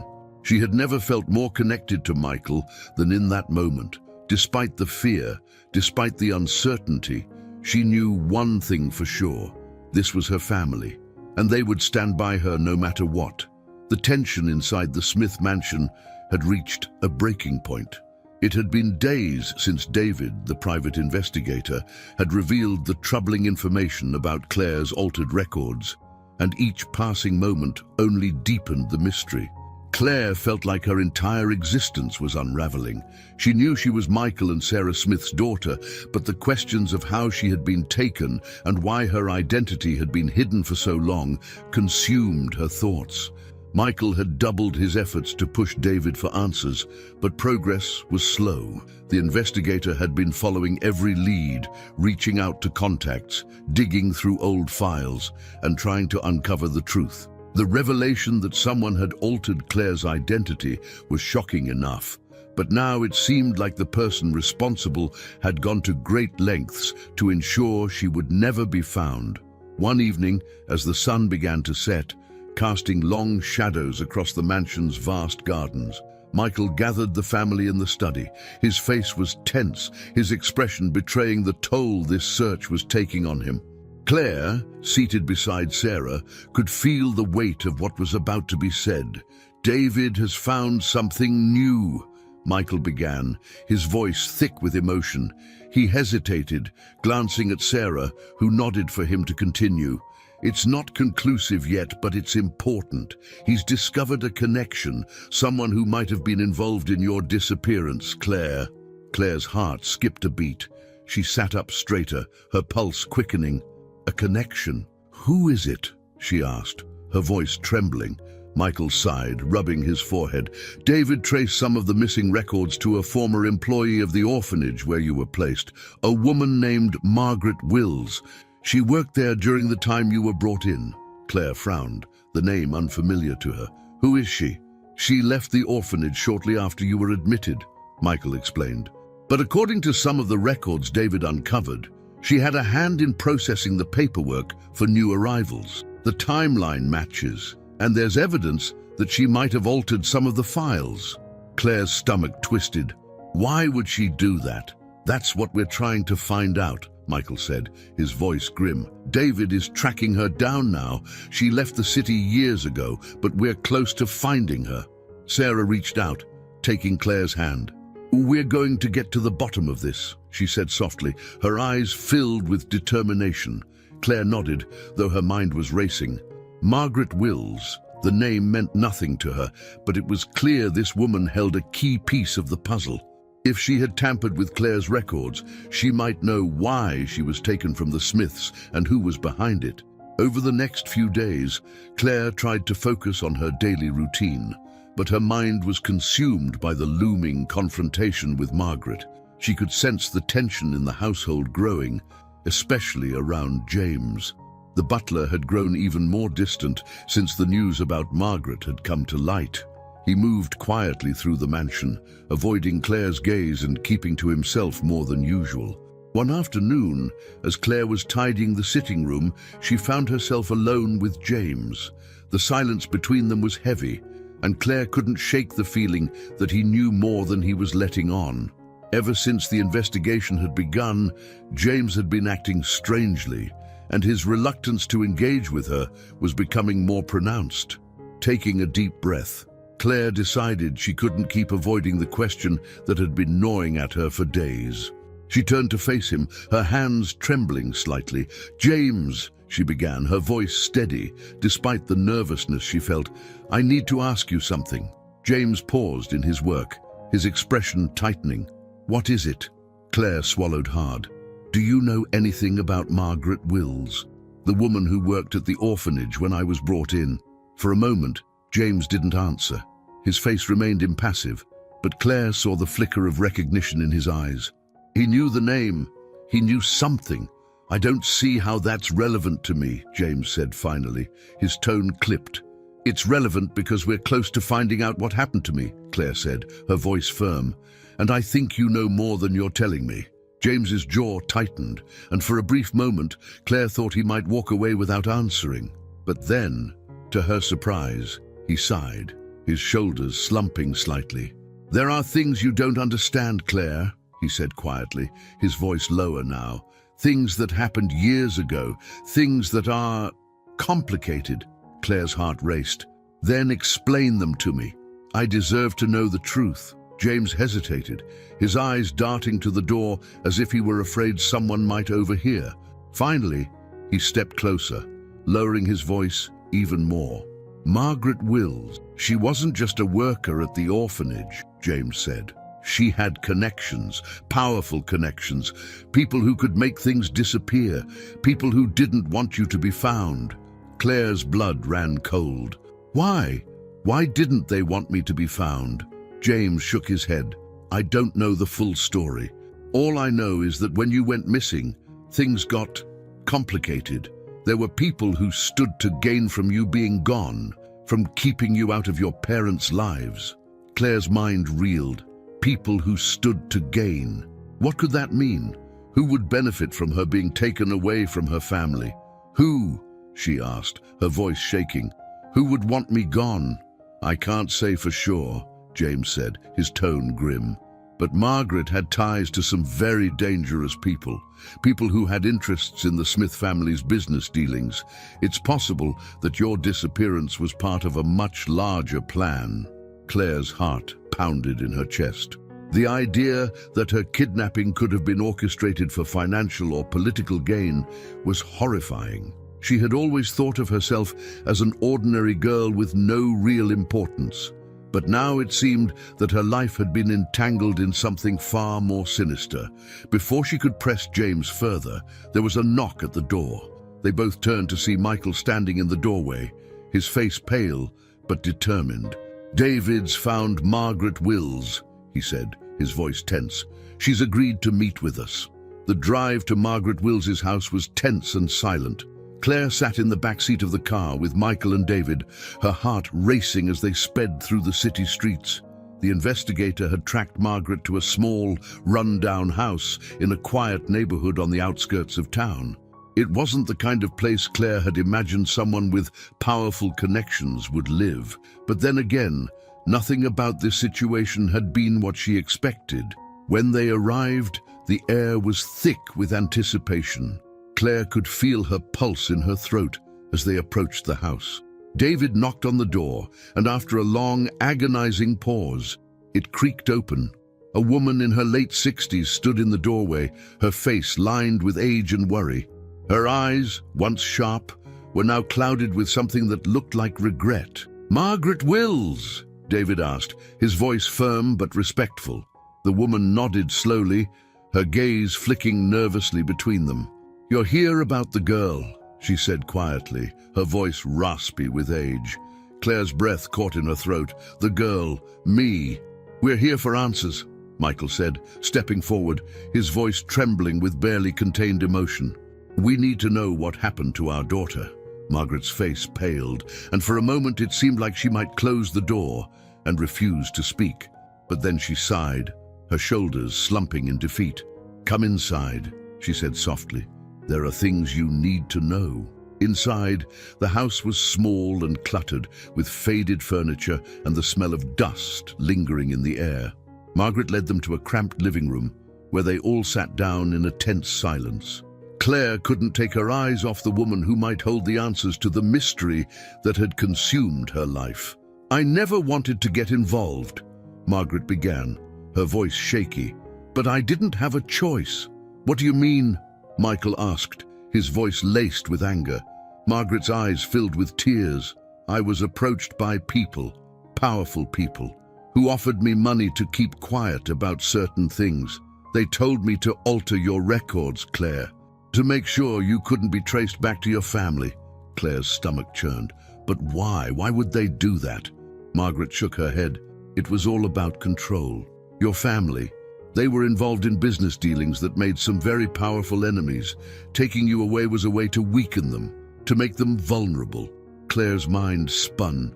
Business dealings, enemies, none of this made sense. But it was clear that Margaret had been a pawn in a much larger game, one that had cost Claire her entire childhood. "I'm sorry," Margaret whispered, her voice breaking. "I didn't know what else to do." The dim light inside Margaret Will's home seemed to reflect the weight of the revelations that had just been shared.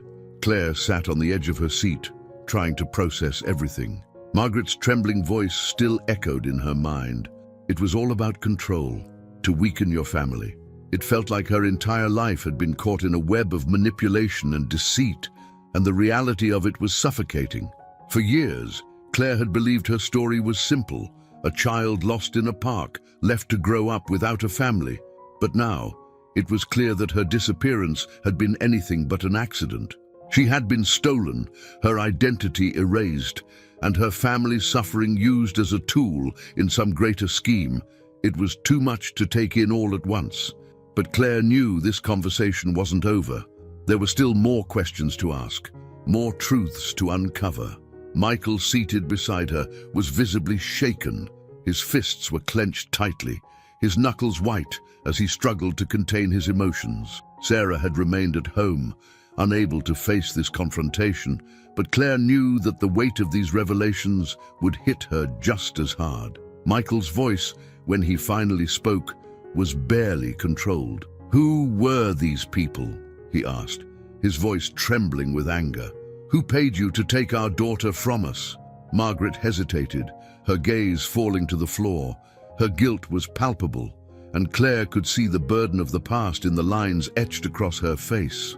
She had been a part of something dark, something that had torn a family apart, and now she was finally facing the consequences of her actions. "They weren't people you could just say no to," Margaret said quietly. "They were involved in powerful circles, business, politics. Your family, the Smiths, you had made enemies, powerful ones. I didn't ask questions. I was just told to alter the records, to make sure Claire couldn't be traced back to you. They gave me money, enough to keep me quiet, enough to make me disappear."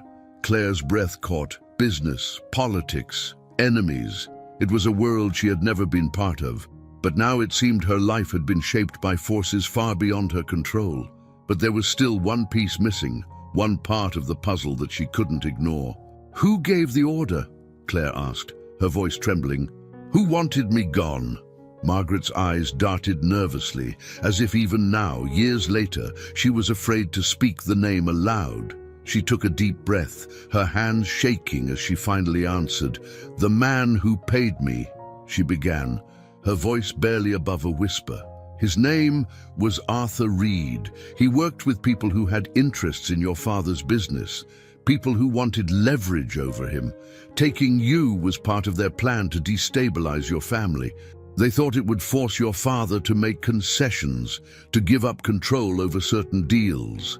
Michael stiffened at the mention of the name, Arthur Reed. It was a name he clearly recognized, and his reaction only confirmed that this man had been a threat to the Smith family for years. "I know Reed," Michael muttered darkly. "He's been involved in shady dealings for decades, but I never imagined he'd go this far." Claire's stomach churned. Her life had been collateral in some business feud she didn't understand, and the realization left her feeling hollow. How could anyone justify taking a child from her family for the sake of business interests? The sheer cruelty of it made her heart ache. "But why did they want me gone?" Claire pressed, her voice shaking. "Why not target my father directly?"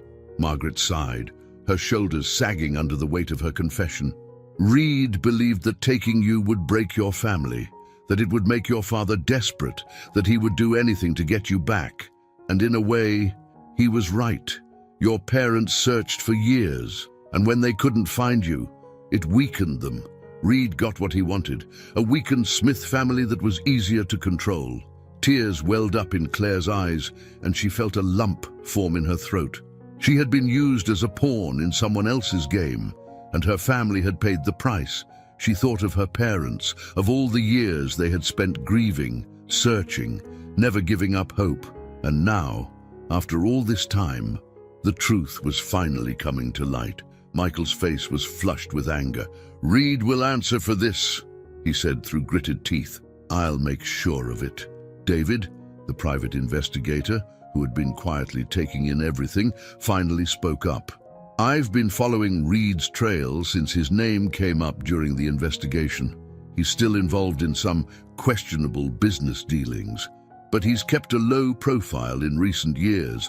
If we dig deeper, we might be able to connect him to what happened to Claire." Michael nodded, his expression hardening. "Do whatever it takes. I want Reed held accountable for what he did." Claire's heart pounded. She wanted justice too. She wanted Reed to pay for what he had done to her family. But there was still so much she didn't understand. How had Reed managed to keep her hidden for so long? Why hadn't anyone discovered the truth sooner? As if reading her thoughts, Margaret spoke again, her voice heavy with guilt. "After I altered the records, I was told to leave the city. I went into hiding, but I always knew this day might come. I'm sorry, Claire, I truly am. I was just a pawn in all of this too." Claire wanted to be angry, wanted to shout at Margaret for being complicit in the scheme that had stolen her childhood, but as she looked at the broken woman before her, all she felt was sorrow. Margaret had made terrible choices, but she was not the mastermind behind the plan. Reed had been the true villain, manipulating everyone in his quest for power. "There's no going back," Claire said softly, her voice trembling with emotion. "But I deserve to know everything. You said there were others involved. Who else?" Margaret hesitated, her eyes widening in fear. I don't know their names. Reed was the one who handled everything. I was just given instructions." Michael's face was hard as stone. "We'll get to the bottom of this," he said firmly. "We'll find everyone who was involved, and they will face justice." David nodded, his expression resolute. "I'll continue my investigation. We're getting closer, but it's clear that Reed and his associates went to great lengths to cover their tracks. We'll need time, but we'll get there." Claire nodded, though her heart still ached. The truth was coming to light, but it wasn't bringing the closure she had hoped for. There were still so many unanswered questions, and the more she learned, the darker the story became. That night, as they drove back to the mansion, the weight of the revelations hung heavy in the car. Michael was silent, his mind clearly consumed by thoughts of revenge and justice. Claire sat in the back seat, her mind swirling with everything she had just learned. She had spent her life believing she was forgotten, abandoned, lost. But now she knew the truth. She had been taken, her family had been torn apart, and it had all been part of a cruel game played by people who cared more about power than human lives. As they pulled up to the mansion, Claire felt a deep sense of resolve settle over her. She couldn't change the past, but she could fight for the future. She would stand by her family, and together they would bring those responsible to justice. But there was still one question that nagged at her, one question that kept her up late into the night. Why her? Out of all the ways to hurt her family, why had they chosen to take her? What made her so important to their plan? Claire knew there was more to this story, something deeper, something she hadn't uncovered yet. And until she found the final piece of the puzzle, she wouldn't rest. The ride back to the mansion after meeting with Margaret Wills was somber and tense. For Claire, the revelations had answered some questions but raised even more. Her life had been stolen, her family broken apart by the greed and ambition of powerful men like Arthur Reed. But the why behind it all still gnawed at her. She knew the plan had been to weaken the Smith family, but the personal nature of her kidnapping seemed to point to something deeper. Why her? Why go through so much effort to erase her from her own family's life? When they arrived back at the mansion, Michael was silent, but the determination in his eyes was unmistakable. He was no longer just searching for answers.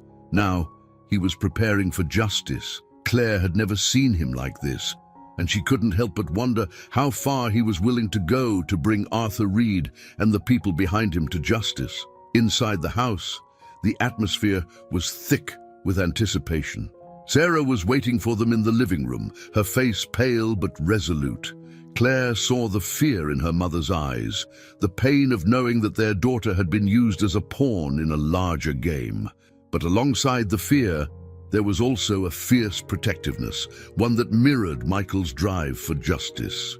"What did you find out?" Sarah asked, her voice barely above a whisper as Michael and Claire sat down across from her. Michael exchanged a glance with Claire before he spoke.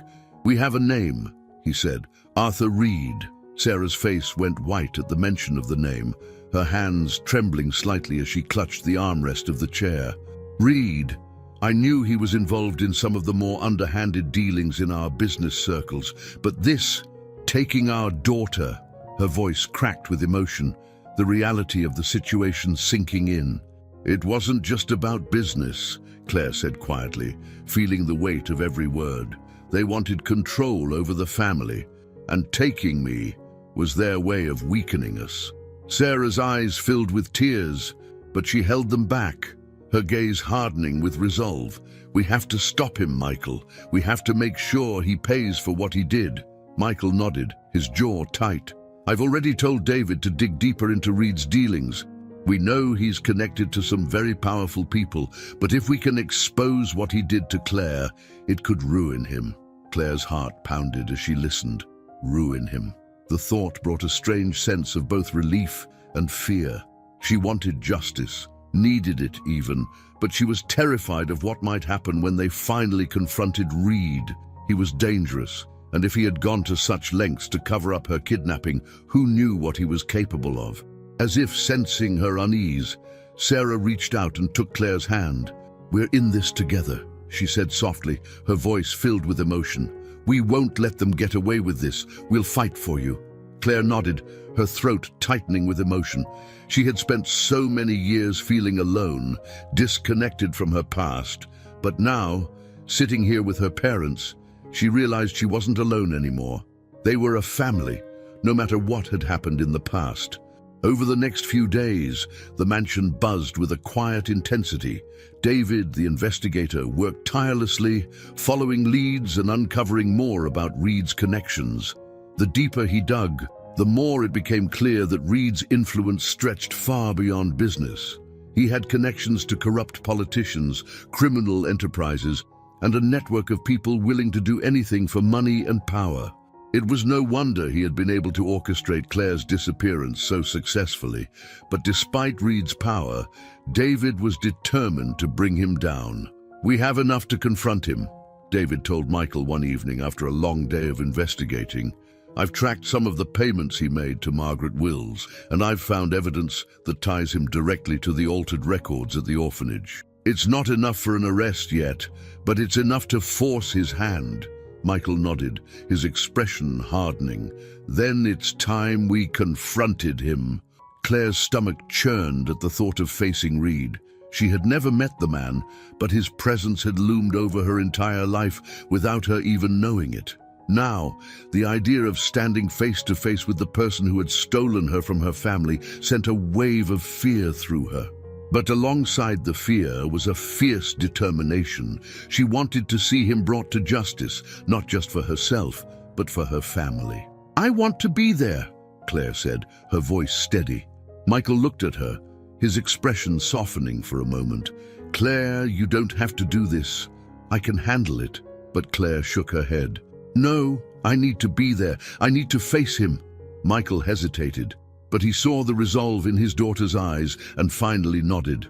"All right, but we'll be careful. Reed is dangerous." The next morning, Michael, Claire, and David prepared to confront Arthur Reed. David had arranged a meeting with Reed under the guise of discussing business, but they planned to reveal what they knew about Claire's kidnapping during the meeting.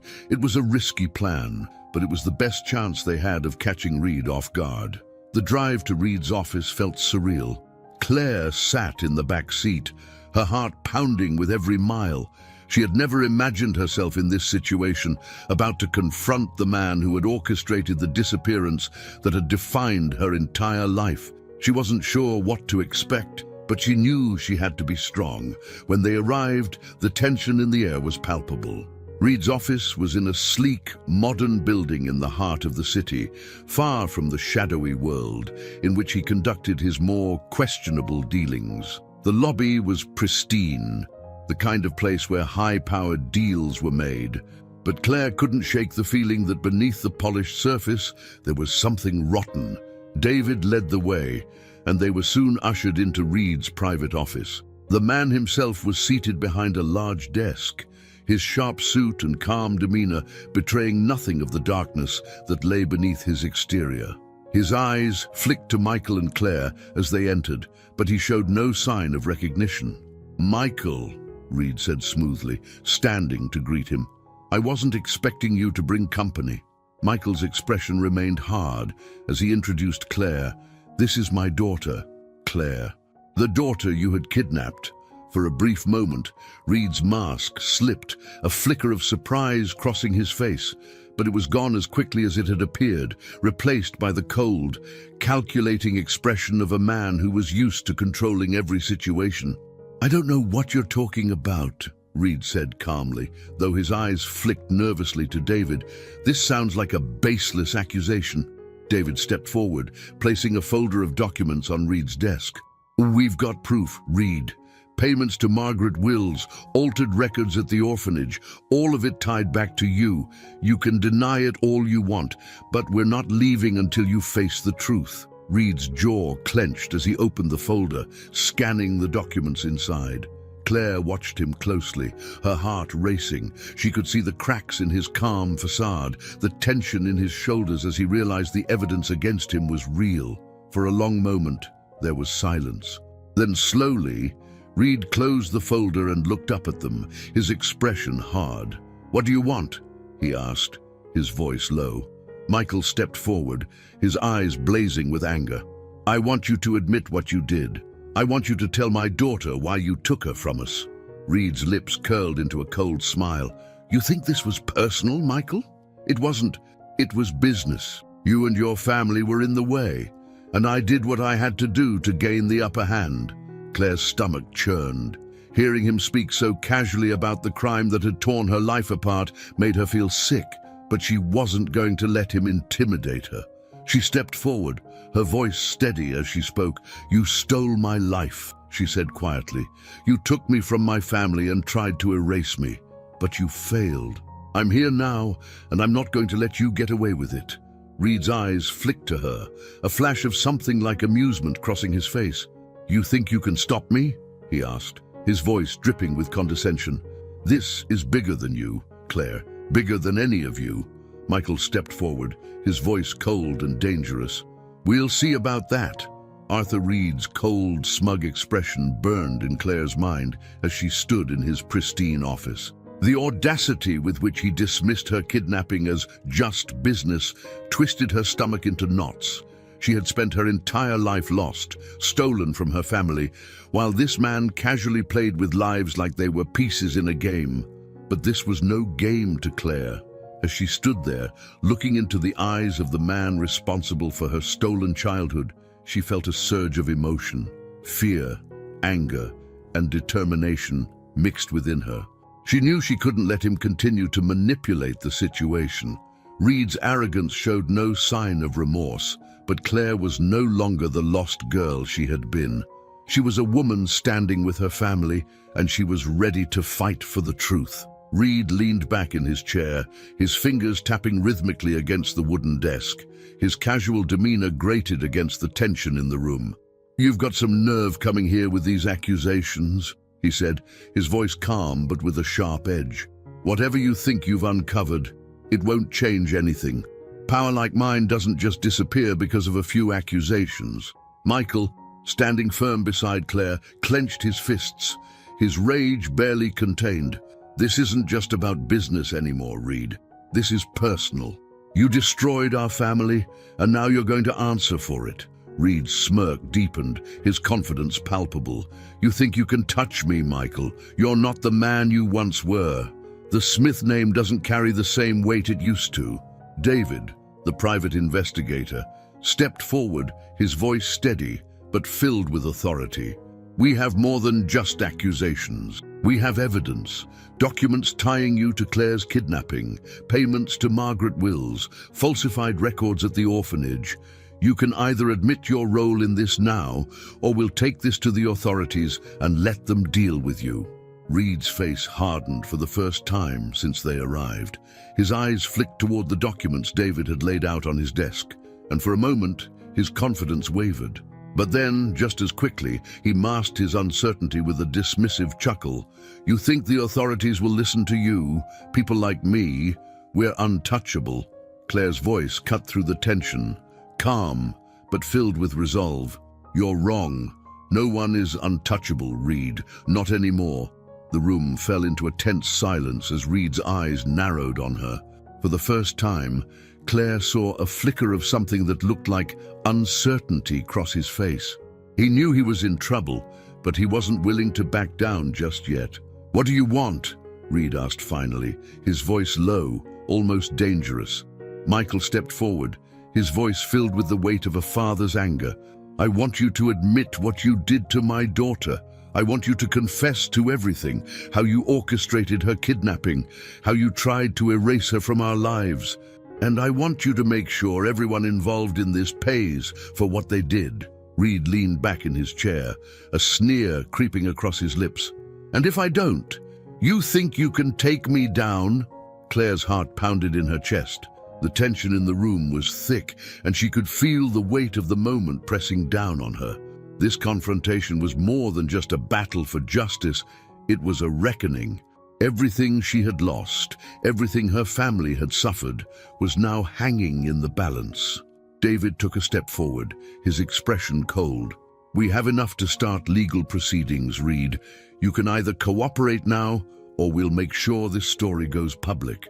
You'll lose everything, your reputation, your business, your power. It won't take long for people to turn on you once they see what you've done." Reed's face twisted with anger, and for a moment it looked like he might lash out. But then he stopped, his eyes narrowing as he considered his options. He knew David was right. The evidence against him was damning, and if it became public, it would destroy everything he had built. There was a long, tense pause before Reed finally spoke, his voice low and venomous. "Fine. You want the truth? Here it is. Claire's breath caught as she watched him, her heart pounding in her chest. This was the moment she had been waiting for, the moment when Reed would finally admit to what he had done. "I orchestrated the kidnapping," Reed said, his eyes cold. "I paid Margaret Wills to alter the records, to ensure Claire couldn't be traced back to your family. It was all part of a larger plan to gain leverage over you, Michael. The Smith family had too much power, too much influence. Taking your daughter was the easiest way to destabilize you, to force you into making concessions." Michael's fists tightened at his sides, his rage barely contained. "And you ruined our lives in the process." Reed shrugged, his expression indifferent. "It was just business. I did what I had to do to survive." Claire felt a wave of nausea wash over her. Just business. Those two words echoed in her mind, a sickening reminder of how little her life had meant to this man. She had been nothing more than a pawn in his game, a tool to be used and discarded. David spoke again, his voice sharp. "Now that we have your confession, Reed, I suggest you start thinking about how you're going to make this right. We'll be taking this to the authorities." But Reed wasn't done yet. His eyes gleamed with something sinister as he leaned forward, locking his gaze on Claire. "You think this ends here? You think taking me down will solve everything? You have no idea how deep this goes. There are others involved, people far more powerful than me. You're playing with fire, Claire." Claire's pulse quickened, a cold sense of dread creeping up her spine. Reed's words sent a chill through the room, and she could feel the weight of his threat hanging in the air. Whoever else was involved in this, they weren't going to go down without a fight. But Claire wasn't afraid. Not anymore. "You've already lost," she said quietly, her voice filled with quiet determination. "No matter what happens next, the truth is out. You can't hide from it." Reed's sneer faltered, but only for a moment. He knew his time was running out, but he wasn't going to go down without a fight. "Take him to court," Michael said, his voice cold. "Make sure he pays for everything he's done." David nodded, already preparing to move forward with the legal proceedings. But as they turned to leave the office, Claire couldn't shake the feeling that this wasn't over. Reed's final words, his warning, echoed in her mind. "You have no idea how deep this goes." Back at the mansion, the atmosphere was tense but filled with a sense of victory. Michael, Sarah, and Claire gathered in the living room, the weight of what had just happened settling over them.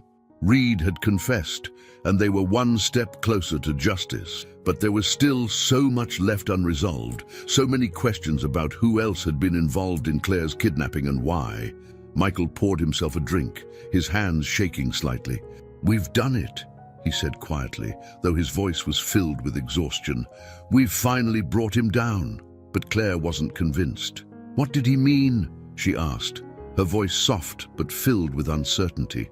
"When he said this goes deeper, do you think there's more to this than just him?" Michael frowned, setting down his glass. "Reed was always connected to powerful people. I wouldn't be surprised if there were others involved. But for now, we focus on what we know. We have his confession and we'll make sure he pays for what he did." Claire nodded, though the uneasy feeling in her chest remained. She had learned the hard way that nothing was ever as simple as it seemed. There was more to this story, more secrets waiting to be uncovered, and until she knew the full truth, she wouldn't be able to rest. As the night wore on, Claire sat by the window in her room, staring out at the darkened garden below. The weight of everything that had happened pressed down on her, but alongside the fear and uncertainty, there was also a flicker of hope. For the first time in her life, she wasn't alone. She had a family, people who loved her, and together they would face whatever came next. But she knew the battle wasn't over. Not yet. The days following Arthur Reed's confession were a whirlwind. Claire, Michael, and Sarah were left grappling with the fallout, but the tension hadn't lifted. They had Reed's admission and enough evidence to start legal proceedings. But Claire couldn't shake the feeling that something darker still lurked beneath the surface. His final words echoed in her mind, a haunting warning that there were others involved, people with more power and reach than Reed. The legal process was already underway. David had handed over the evidence to the authorities, and charges against Reed were being prepared. His confession had opened the door to a case that could dismantle the network of corruption that had manipulated the Smith family for years. But Claire knew this wasn't the end. If anything, it felt like the beginning of a new chapter in this story. Reed had been a key player, but he was not the mastermind behind her kidnapping. At the mansion, the atmosphere was tense. Michael was relentless, working with lawyers and David to ensure Reed would face justice. Sarah, however, had grown quieter. The weight of everything, the years of grief, the revelation of Claire's kidnapping, and the impending legal battle was wearing her down. Claire could see it in her mother's face, in the way she moved through the house with a heavy heart. It pained Claire to watch her mother struggle, knowing that the fight was far from over. One evening, after dinner, Michael called Claire into his study. She could tell by his expression that something had shifted. His brow was furrowed, and his eyes were dark with worry. The fire crackled softly in the hearth, casting flickering shadows across the room, but the warmth did little to ease the tension. "Claire," Michael began, motioning for her to sit down. "David has uncovered something new, something that could change everything." Claire's heart skipped a beat. Every time David brought forward more information, it seemed to uncover new layers of the conspiracy that had taken her from her family. She sat down, her hands clasped tightly in her lap. "What is it?" she asked, her voice steady, though her pulse quickened. Michael leaned forward, his eyes locking onto hers. Reed wasn't the only one involved in this. David's found connections to other powerful people who had stakes in our family's business. Some of them were competitors, others were supposed allies. Claire felt a chill run down her spine. She had known there were others involved, but hearing Michael confirm, it made the situation feel even more dangerous. This wasn't just about Reed's greed, it was about a network of corruption and betrayal that stretched far beyond him. "Who?" she asked quietly, afraid of what the answer might be. Michael took a deep breath before continuing. "One name keeps coming up. Edward Sinclair." Claire frowned. The name wasn't familiar to her, but judging by the way Michael said it, she knew this person was someone significant. "Sinclair owns one of the largest conglomerates in the country," Michael explained, his voice grim.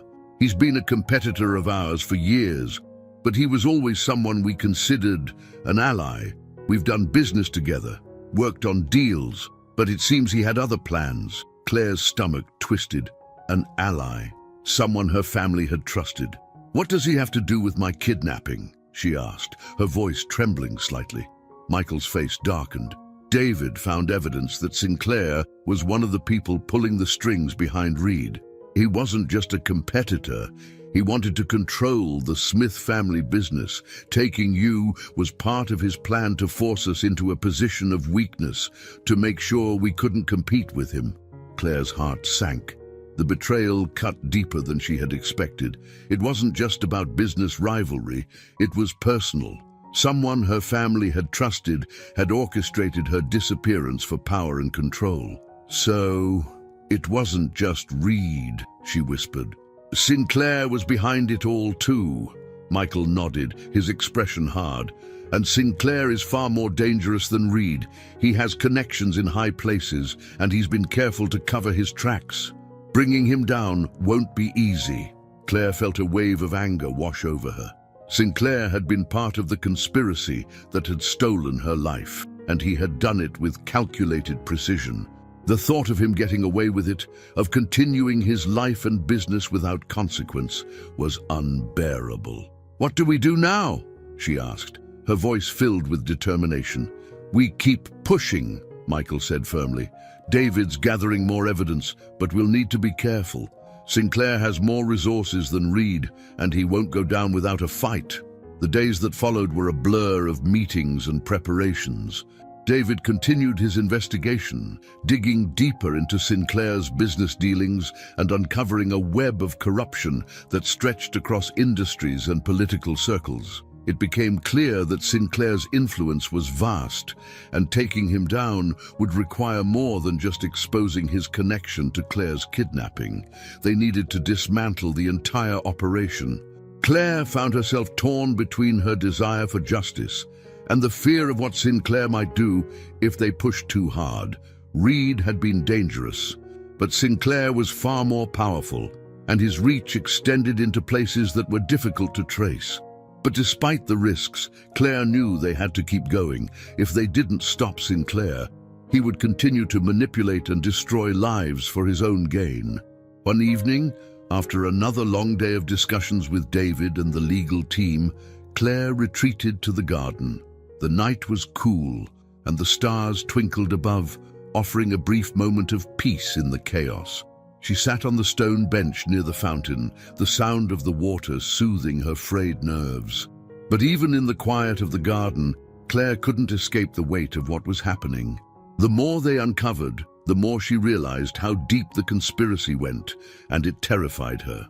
As she sat there, lost in thought, she heard footsteps approaching. She turned to see James, the ever-watchful butler, standing a few feet away. His face was as unreadable as ever, but there was something different in his eyes, something that made Claire's pulse quicken. "James," she said softly, "what is it?" For a moment, James hesitated, his gaze flicking toward the house before returning to Claire.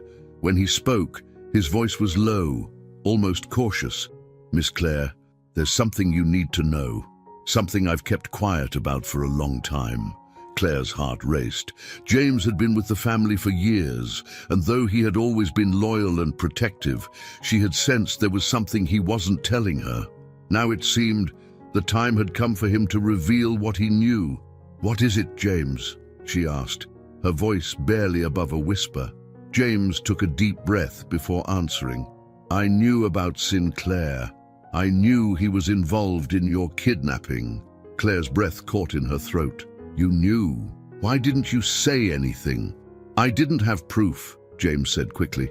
"And Sinclair is dangerous, Miss Claire. He has people watching everywhere.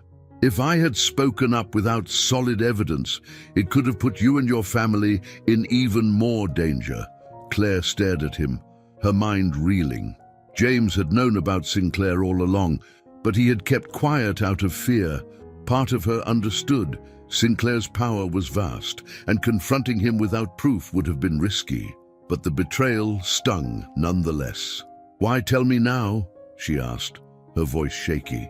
"Because you're close," James said, his voice filled with urgency. "You're getting close to bringing Sinclair down, and I can't stay silent any longer. I've been watching him for years, and I've seen the damage he's done. He needs to be stopped." Claire nodded, her mind racing with questions. James had kept this secret for years, and now, with the investigation closing in on Sinclair, he was finally revealing the truth. But what else did he know? And how much more danger were they in? "Thank you for telling me," Claire said softly, "but we need to be careful. Sinclair won't go down without a fight." James nodded, his expression grim. "I'll do whatever I can to help. Just be careful, Miss Claire. Sinclair is ruthless, and if he feels threatened, there's no telling what he'll do." Later that night, as Claire lay in bed, the weight of everything pressed down on her. The truth about Sinclair was finally coming to light, but the danger was far from over. She knew they were walking a fine line. One misstep, and Sinclair could retaliate in ways they couldn't predict. But despite the fear, Claire felt a growing sense of resolve. She had spent too many years lost, too many years in the dark about her past. Now that the truth was finally within reach, she couldn't stop. She wouldn't stop. Sinclair had taken everything from her, her family, her childhood, her identity. But now she had the chance to take it all back, and she would, no matter what it took. The storm brewing over Edward Sinclair's involvement in Claire's kidnapping felt like the darkest chapter yet in this unfolding tragedy. The knowledge that James had kept silent for so long haunted Claire. She understood his fear. Sinclair was not a man to cross lightly, but the betrayal was still raw. How many more secrets were buried in her past? And how far was Sinclair willing to go to protect the empire he had built on lies and manipulation? Despite her anger, Claire knew the battle wasn't just personal anymore. This was about dismantling the corruption that had entangled not just her family, but countless others. She wasn't going to rest until Sinclair and everyone else involved was exposed. The next morning, Michael, David, and Claire gathered in the study. The legal team had already begun assembling the case against Arthur Reed, but now, with Sinclair's name at the center, everything had escalated. Taking down Reed was only the beginning. Sinclair was the real enemy. David had been working tirelessly, digging deeper into Sinclair's web of influence. His research had uncovered a sprawling network of politicians, business partners, and corrupt officials who had all benefited from Sinclair's ruthless tactics. It was clear that bringing him down would be dangerous, but the evidence was mounting. "This is bigger than we imagined," David said, spreading a series of documents across Michael's desk. "Sinclair has his hands in everything: finance, real estate, even government contracts. Taking him down will require more than just legal pressure. We're going to need to expose him publicly, hit him where it hurts." Michael nodded, his face lined with determination. "We'll do whatever it takes. I've spoken with some of my old contacts in the media. If we can get enough proof, we'll make sure the world knows what kind of man Sinclair really is." Claire listened quietly, her heart pounding. The thought of exposing Sinclair on such a large scale was daunting, but she knew it was the only way to ensure justice. Sinclair's power came from his secrecy, from the people who turned a blind eye to his crimes. If they could shine a light on everything he had done, they might finally have a chance to bring him down. As the legal team worked behind the scenes, Claire couldn't shake the feeling of being watched. Every time she left the mansion, she felt a strange unease, as though someone was following her. It was subtle, a lingering car parked on the street, a figure in the distance that disappeared when she turned around. But it was enough to keep her on edge. One afternoon, while running errands in the city, Claire's phone buzzed with an unknown number. She hesitated before answering, a sense of dread creeping up her spine. "Claire," a low, unfamiliar voice said on the other end. "I would be very careful if I were you." Her heart raced, her breath catching in her throat. "Who is this?" The voice chuckled, the sound cold and calculating. "You're digging into things you shouldn't be. Sinclair has eyes everywhere. If you know what's good for you, you'll stop now."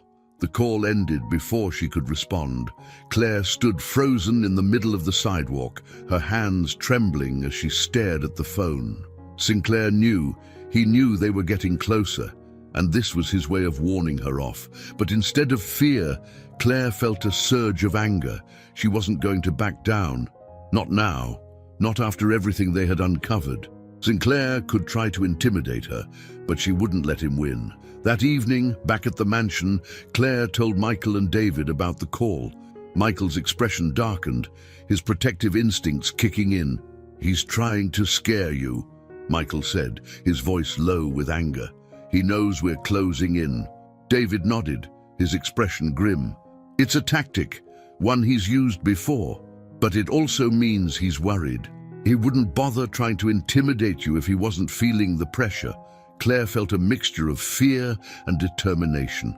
The stakes had never been higher, but if Sinclair was feeling threatened, that meant they were on the right track. "What do we do now?" Claire asked, her voice steady. "We keep going," David said firmly. "I found a connection between Sinclair and some of the payments Reed made to Margaret Wills.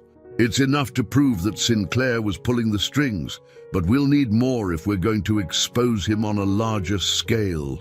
Michael leaned forward, his eyes intense. "Then we get more. I'll call my contacts in the media. Once we have the full picture, we'll make sure Sinclair's name is everywhere. He won't be able to hide." Claire nodded, though a sense of dread lingered. Sinclair wasn't going to go down without a fight, and she knew they were heading into dangerous territory. But there was no turning back now. As the days passed, the investigation into Sinclair intensified. David worked tirelessly, following every lead. uncovering more connections between Sinclair's business empire and the criminal network that had been responsible for Claire's kidnapping.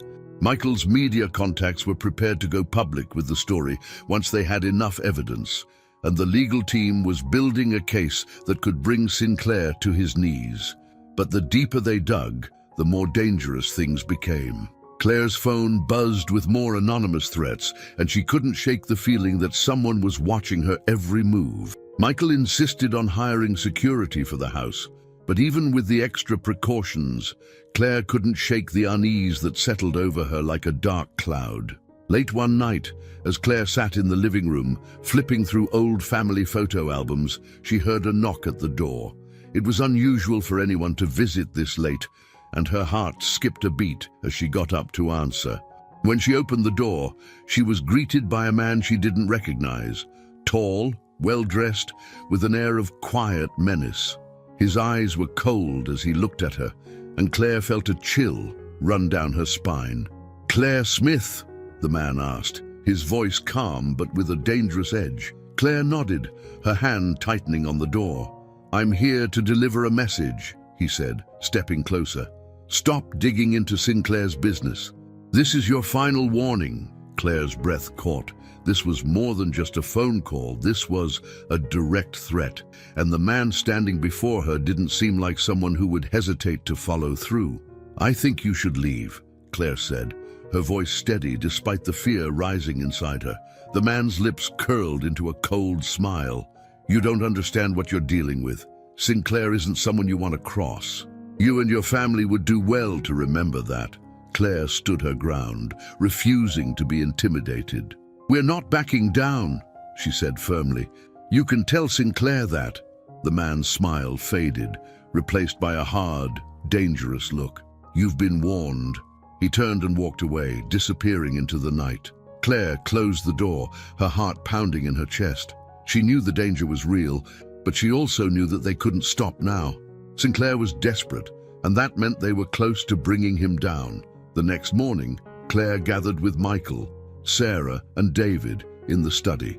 The atmosphere was heavy with tension, but there was also a sense of determination that hadn't been there before. "We're getting close," David said, his voice filled with resolve. "Sinclair knows it, and that's why he's getting desperate. We have enough evidence now to take this public. Once the story breaks, his empire will crumble." Michael nodded, his expression hard. "Let's do it. We've waited long enough." Claire felt a surge of adrenaline as they finalized their plan. They were about to expose one of the most powerful men in the country, and there was no turning back. The road ahead would be dangerous, but for the first time, Claire felt a flicker of hope. Sinclair had stolen her life, but now she was ready to take it back. The tension in the Smith mansion was palpable as Claire, Michael, Sarah, and David gathered in the study to finalize their plans. The decision had been made. They were going public with the story. The weight of the moment hung over them like a storm cloud, heavy with the promise of retribution and justice. They knew that exposing Edward Sinclair would send shockwaves through the business world and beyond, but they also understood the risks. As they prepared to release the story to the media, the sense of danger was growing. Sinclair had shown that he was willing to go to any lengths to protect himself, and his reach was vast.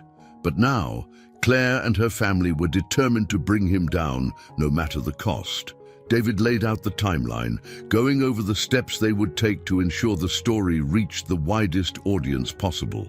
"We've got reporters ready to run the story as soon as we give the signal," David said, his voice steady but filled with urgency. "Once it's out there, Sinclair won't be able to stop it." Michael nodded, his face grim. "We're ready. This ends today." Claire's heart raced as she listened. The thought of finally exposing Sinclair was both thrilling and terrifying. They had spent so long gathering evidence, building their case, and now they were on the brink of tearing down the empire he had built on lies and corruption. But as ready as they were, Claire couldn't shake the feeling that something was about to go wrong. Sinclair wouldn't go down without a fight. She had seen the lengths he was willing to go to in order to protect his secrets, and she knew he had the resources to strike back if they weren't careful. Later that evening, The mansion was quiet. The media outlets had been notified, and the story was set to break the next morning. Michael and Sarah had retired to their rooms, exhausted but resolved, while Claire stayed up, too anxious to sleep. She sat by the window in her room, staring out at the darkened gardens below. The quiet was unnerving, and her thoughts swirled with fear and anticipation. Suddenly, her phone buzzed. Another unknown number. Her heart leapt as she hesitated before answering.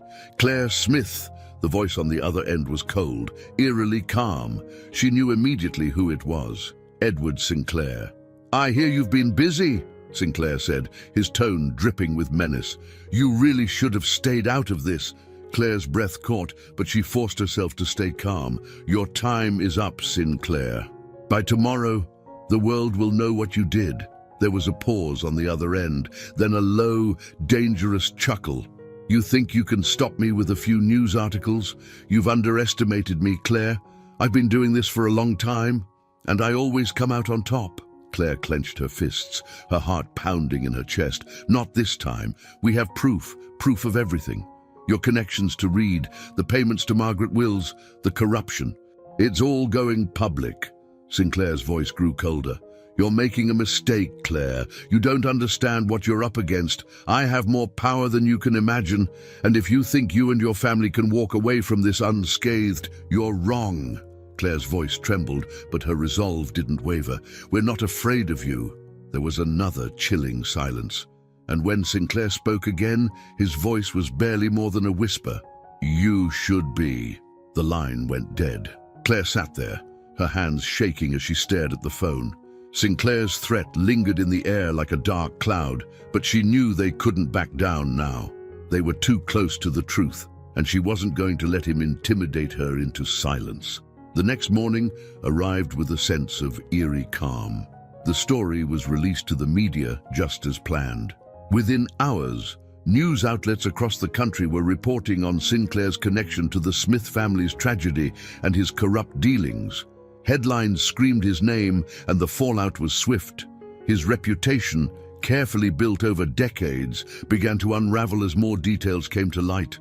Claire watched the news coverage with a mix of satisfaction and dread. She had spent so long wondering who had taken her, why her life had been stolen from her, and now the world finally knew the truth. But there was still an unsettled feeling gnawing at her. Sinclair wasn't the type of man to go down quietly. As the day wore on, the calls started coming in, reporters, lawyers, even old family friends, all reacting to the bombshell revelations. Michael and Sarah were inundated with support, but there were also whispers of fear. Everyone knew Sinclair was powerful, and there were concerns about what he might do in retaliation.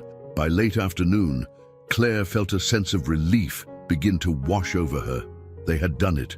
Sinclair was exposed, and his empire was crumbling. But just as she began to let her guard down, David burst into the room, his face pale with urgency.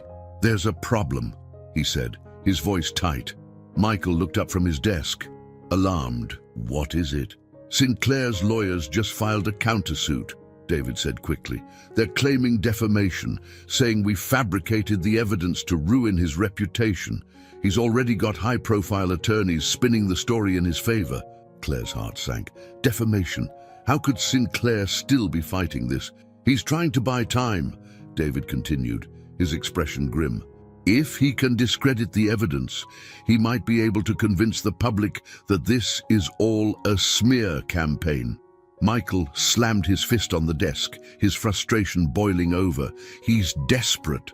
"But it could work," David warned. "Sinclair has deep pockets, and his connections run far. He could drag this out in court for years."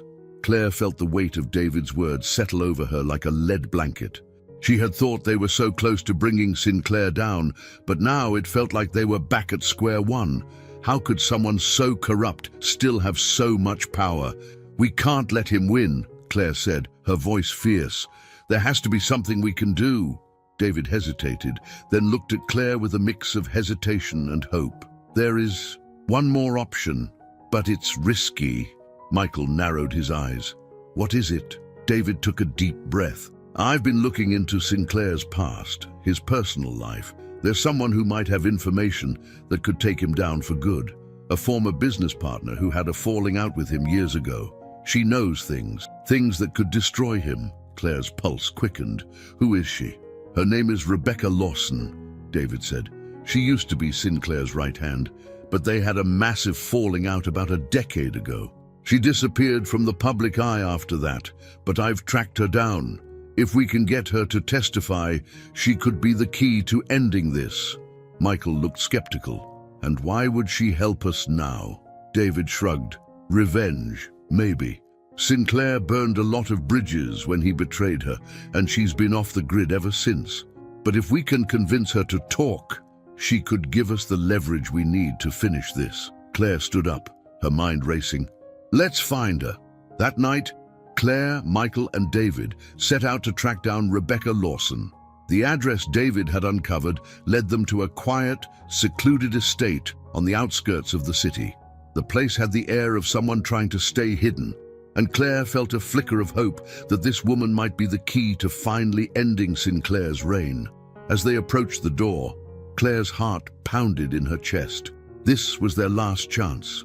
If Rebecca Lawson agreed to help, they might have a shot at taking Sinclair down once and for all. But if she refused, David knocked on the door, and after a long, tense moment, it creaked open. A woman stood in the doorway, tall, with sharp features and eyes that held years of pain and betrayal. Rebecca Lawson, David asked. The woman's gaze flicked over the group, her expression unreadable. Who wants to know? David stepped forward, his voice calm but urgent. We need your help. It's about Edward Sinclair. Rebecca's eyes narrowed at the mention of the name, and for a moment, Claire thought she might slam the door in their faces. But then, slowly, Rebecca opened the door wider. Come in, she said, her voice low. It's time someone put an end to him. The tension in Rebecca Lawson's secluded estate was thick as Claire, Michael, and David sat in her dimly lit living room. It was as if time had slowed, each second stretched thin with anticipation. This woman, once Edward Sinclair's closest confidant, held the key to destroying the man who had tormented Claire's family for years. Her sharp gaze swept over them, and Claire could feel the weight of her decision hanging in the air. Rebecca hadn't spoken much after inviting them in. She remained silent, watching them closely as if assessing whether or not to trust them with what she knew.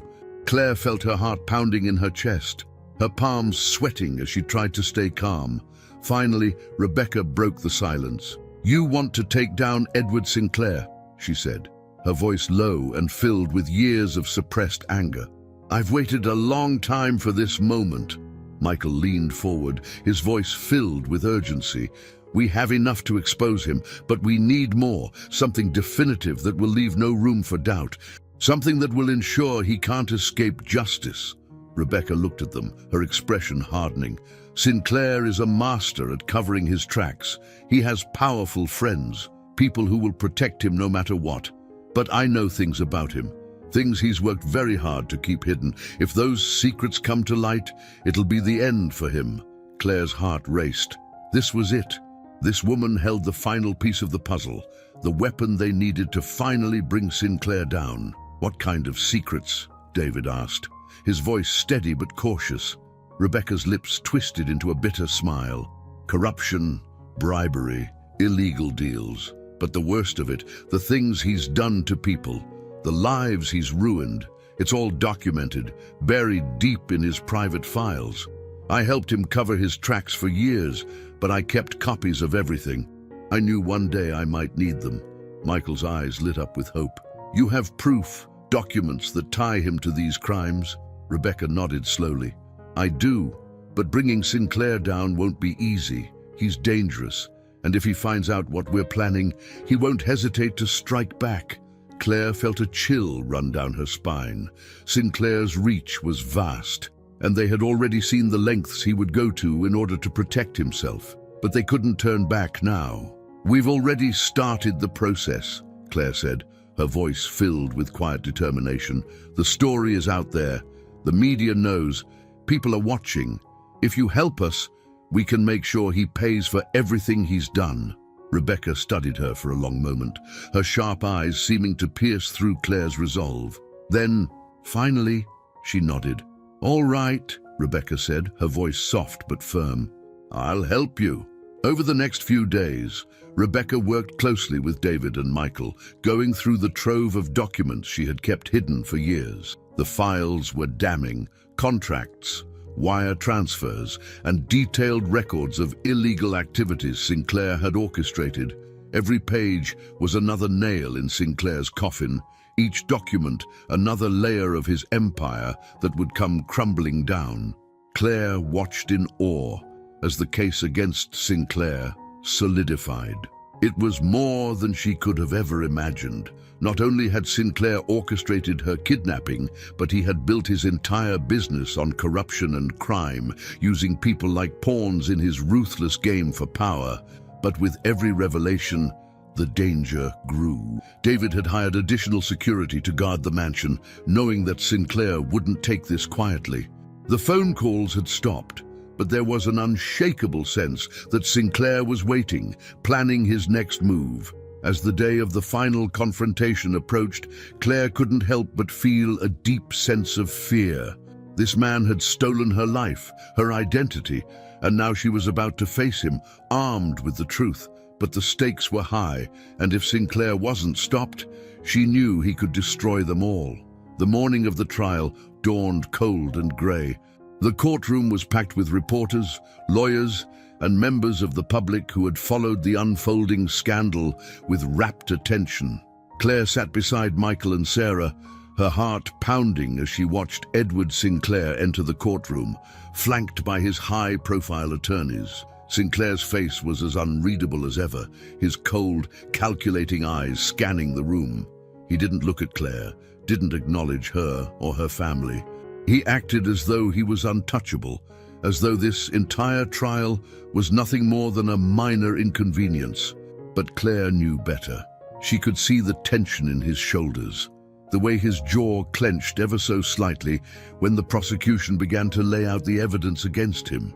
Piece by piece, document by document, the full extent of Sinclair's crimes was revealed.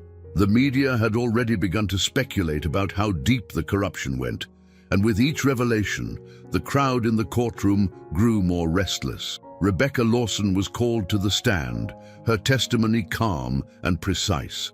She detailed the illegal deals, the manipulation, and the threats Sinclair had made to maintain control over his empire.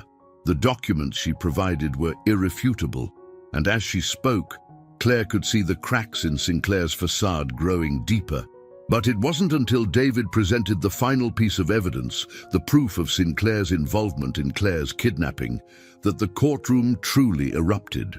The story of Claire's abduction had captivated the nation, and now, with the truth laid bare, there was no turning back. Sinclair's lawyers scrambled to discredit the evidence, but it was no use.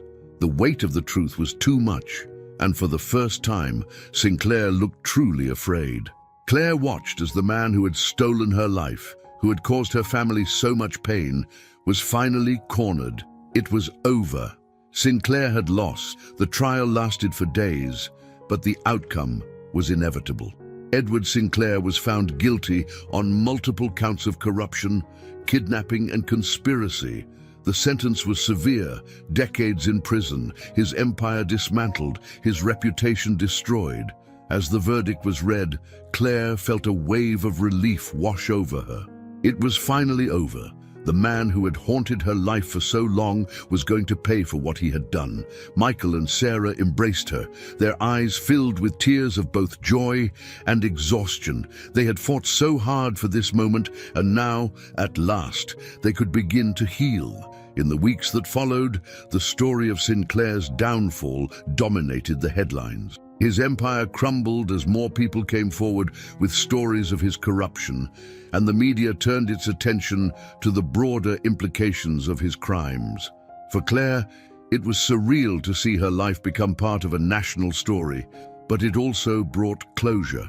One afternoon, as she sat in the garden at the mansion, Watching the sunlight filter through the trees, she felt a deep sense of peace for the first time in years. The questions that had haunted her for so long had finally been answered. She had found her family, uncovered the truth, and brought the people responsible to justice. But more than that, Claire had found herself through the darkness, the uncertainty, and the pain. She had discovered her own strength. She was no longer the lost girl who had been taken from her family. She was Claire Smith, a daughter, a fighter, and someone who had reclaimed her life. As the breeze rustled the leaves around her, Claire closed her eyes and smiled. The past was behind her now, and for the first time, the future.